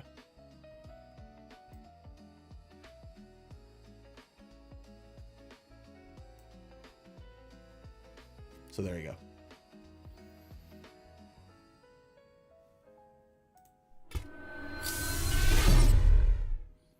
Do I Telecaster with a humbucker? Can I be honest with you? Like, it's a strong answer, but that strong answer is for me. I'm just talking about my taste. Never. Telecaster to me always comes with a single coil.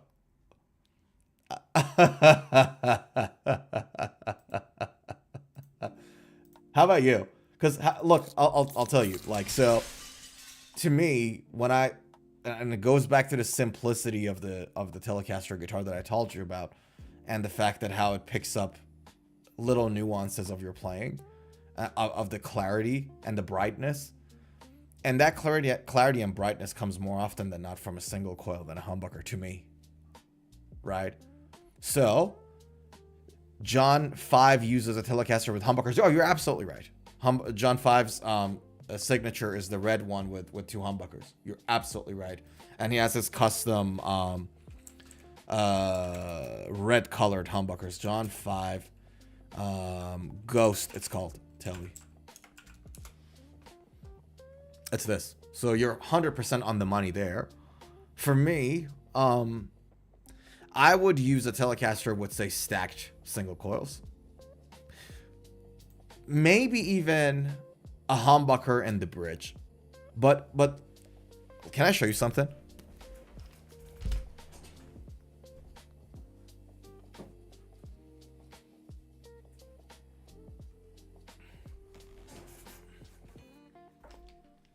So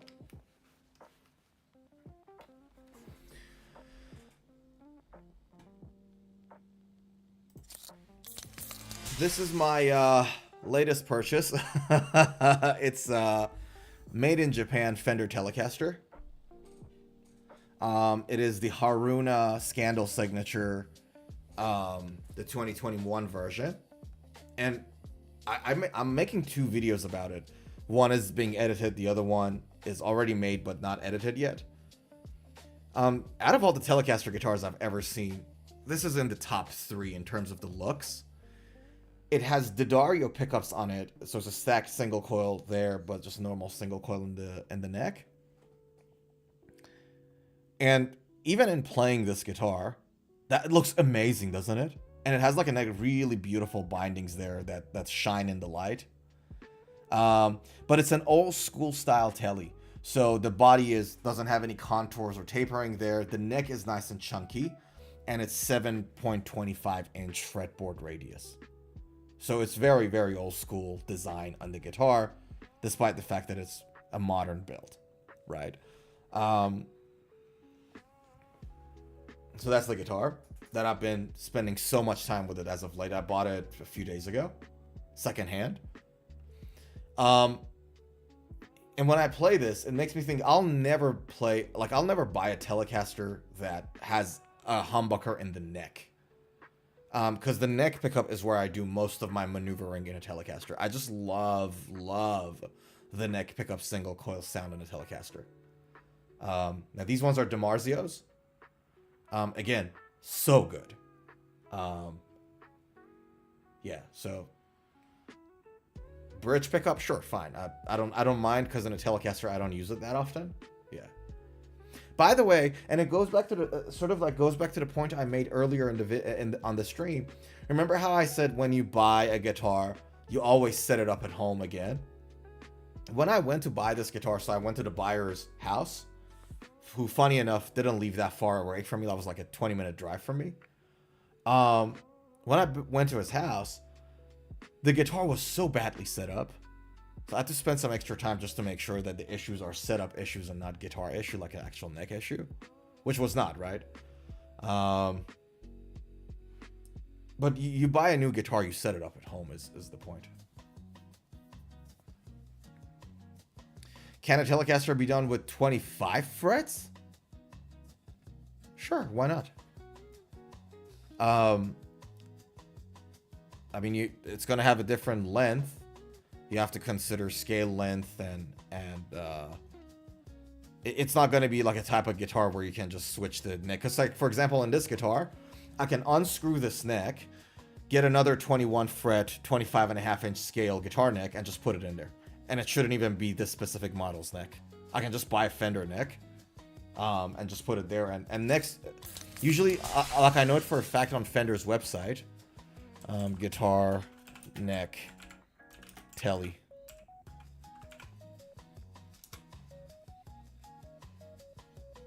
You can literally go and buy specific necks to your liking, right?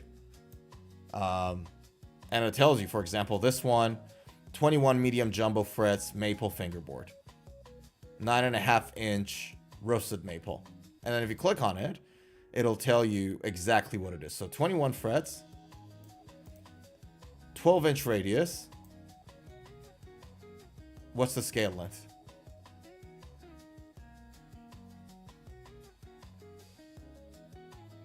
Right, so that information is somewhere in there. I'm not going to spend too much time on it. So as long as you're conscious about your scale length, in the guitar that you're putting it in, sure, I don't see why isn't it possible. We just saw Ola's guitar. Ola has a new guitar with 27 frets.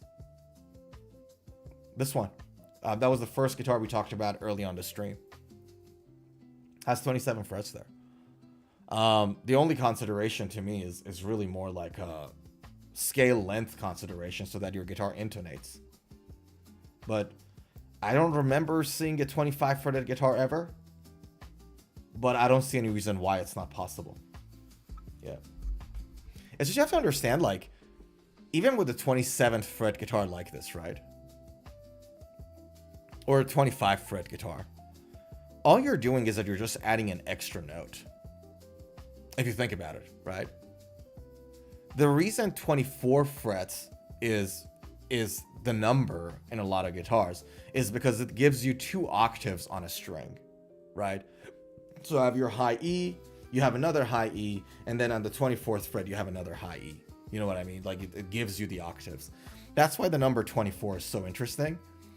The reason 22 frets is interesting, 22, 21, is that what it does, if, say you have a 21 or 22 fret guitar, what it does, it puts the more ringing part of the string over the neck pickup. That's what a lot of people say, so it gives your guitar a better tone. A lot of people believe that. I'm not necessarily big on it. Like, I don't feel one way or the other about it. That's why 21, 22 fret guitars are there. So 24 for octaves, 21, 22 for tone. I don't see any reason why a 25 fret guitar can't happen. You get that extra note. Yeah.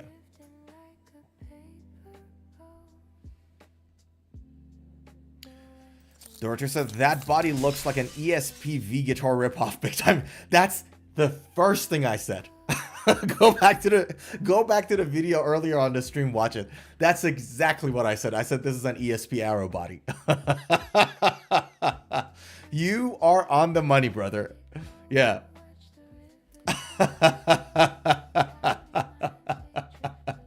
You're absolutely right. This is an Arrow ripoff. But again, why not, right? If it works and people like it, and you know, more options for more consumers. That's what I'm about. Dorothy said it meant 24 frets. My bad. Okay. Yeah. There are 24 fret Telecasters out there, dude. I don't know if they're Fender Telecasters. ESP has to. Let me put this guitar back. Give me a second. Let me free up my hand.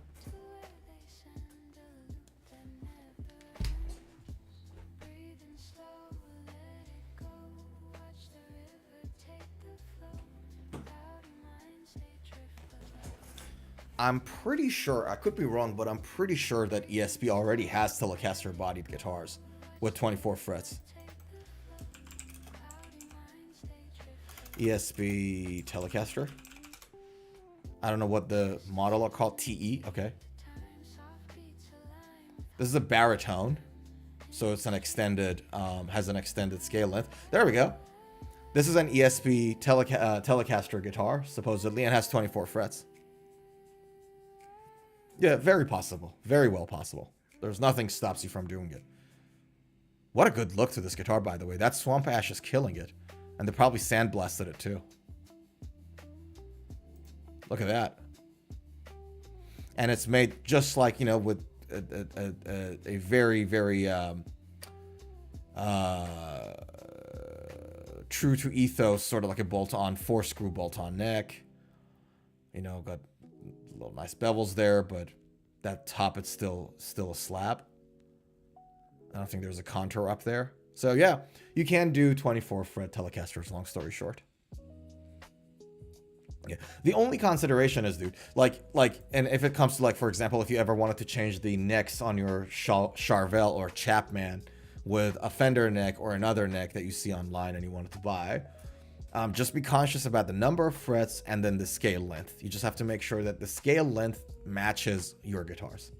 And if it does, then you can intonate that guitar. Because if it doesn't, you're going to have intonation issues. Right? It's a matter of what's the scale length from nut to bridge and how the division of the frets in that space is. So, yeah.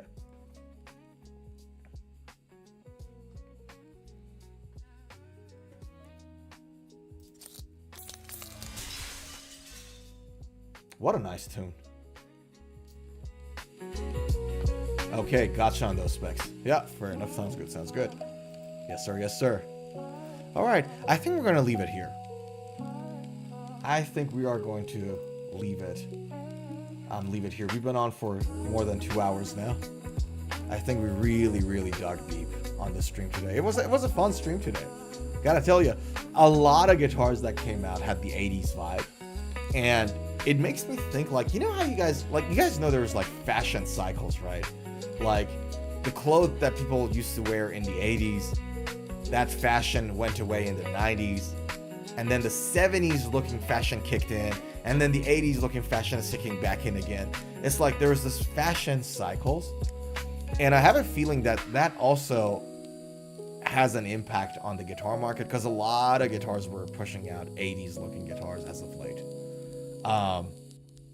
And so I thought that was really interesting. Like, I have a feeling that the birthplace, the psychological thing that gets us to go through these cycles as societies, is the same place that, you know, will probably get us to want guitars in the same kind of fashion cycles too. I don't know if I explained what I meant really well or not, but you guys get the point, right? You guys get the idea what I'm talking about. So yeah. Anyways, man, we're gonna leave it here. I think we covered everything we really wanted to cover today, which makes me glad. We will be having our mid-week streams back to normal again, because of the challenge I had, a bit of a tragedy in my family life that we were going through. We had to stop the mid-week streams for a short while, for like a week. We're back on those again, so those of you who are keen on getting some real guitar athleticism going on in the week, do come and check the stream out. By the way, one last thing before I let you guys go, I have, and I sort of brought it up earlier on the stream, I have a new video on the channel called The Pro Way of Buying an Electric Guitar. It's this video. This video was just posted today, and in it I talk about advanced guitar buying tips, because I've bought like dozens of different guitars on like first hand from the store or in a second hand market. Over the past couple of weeks I bought 2. So that Telecaster is one new one that I showed you guys. So I thought I'll put the stuff that I look for in a new electric guitar in a video, like advanced buying tip. This is not, oh, this is the like the Telecaster shape, this is a humbucker. It's not the basic stuff. It's really genuinely advanced stuff. And even better, in the description of the video, I put a free downloadable checklist. So everything I said here in this video is like checklisted for you guys, and you can download it. There's a Dropbox link. I don't need your email, name, or sign up, or your money or anything. It's literally just a Dropbox link you can go to and download a PDF file. Free. It's my gift to you guys. So if anyone's interested in advanced guitar buying tips, especially if you ever thought you want to save a lot of money buying something secondhand, this video doesn't cover everything because otherwise it's going to go for hours. But it's a well-edited 20-minute video that will really take you through a lot of details about like important things to look for when you're buying a new guitar. Like as an advanced person now, not as a beginner who's going to the store blindly trying to just find the one that they like the looks of. Do you know what I mean? So if you guys are interested in that, I think there's some really good knowledge in it. There's some really good value, and it's all for free, right? The downloadable content is free. The video is free. Hopefully you guys will enjoy watching that. And with that said, guys, thank you so much for hanging out with me today. I really enjoyed the stream. So I appreciate you guys joining in. Dorotio, Zuhair, you guys are always coming in with great points, fun chats. Appreciate you. Dorotio said, good morning, Sorenzo. Good evening to you, my brother. Have a good night, and I will see you in the next video or the next stream. Yeah. Check out this tune.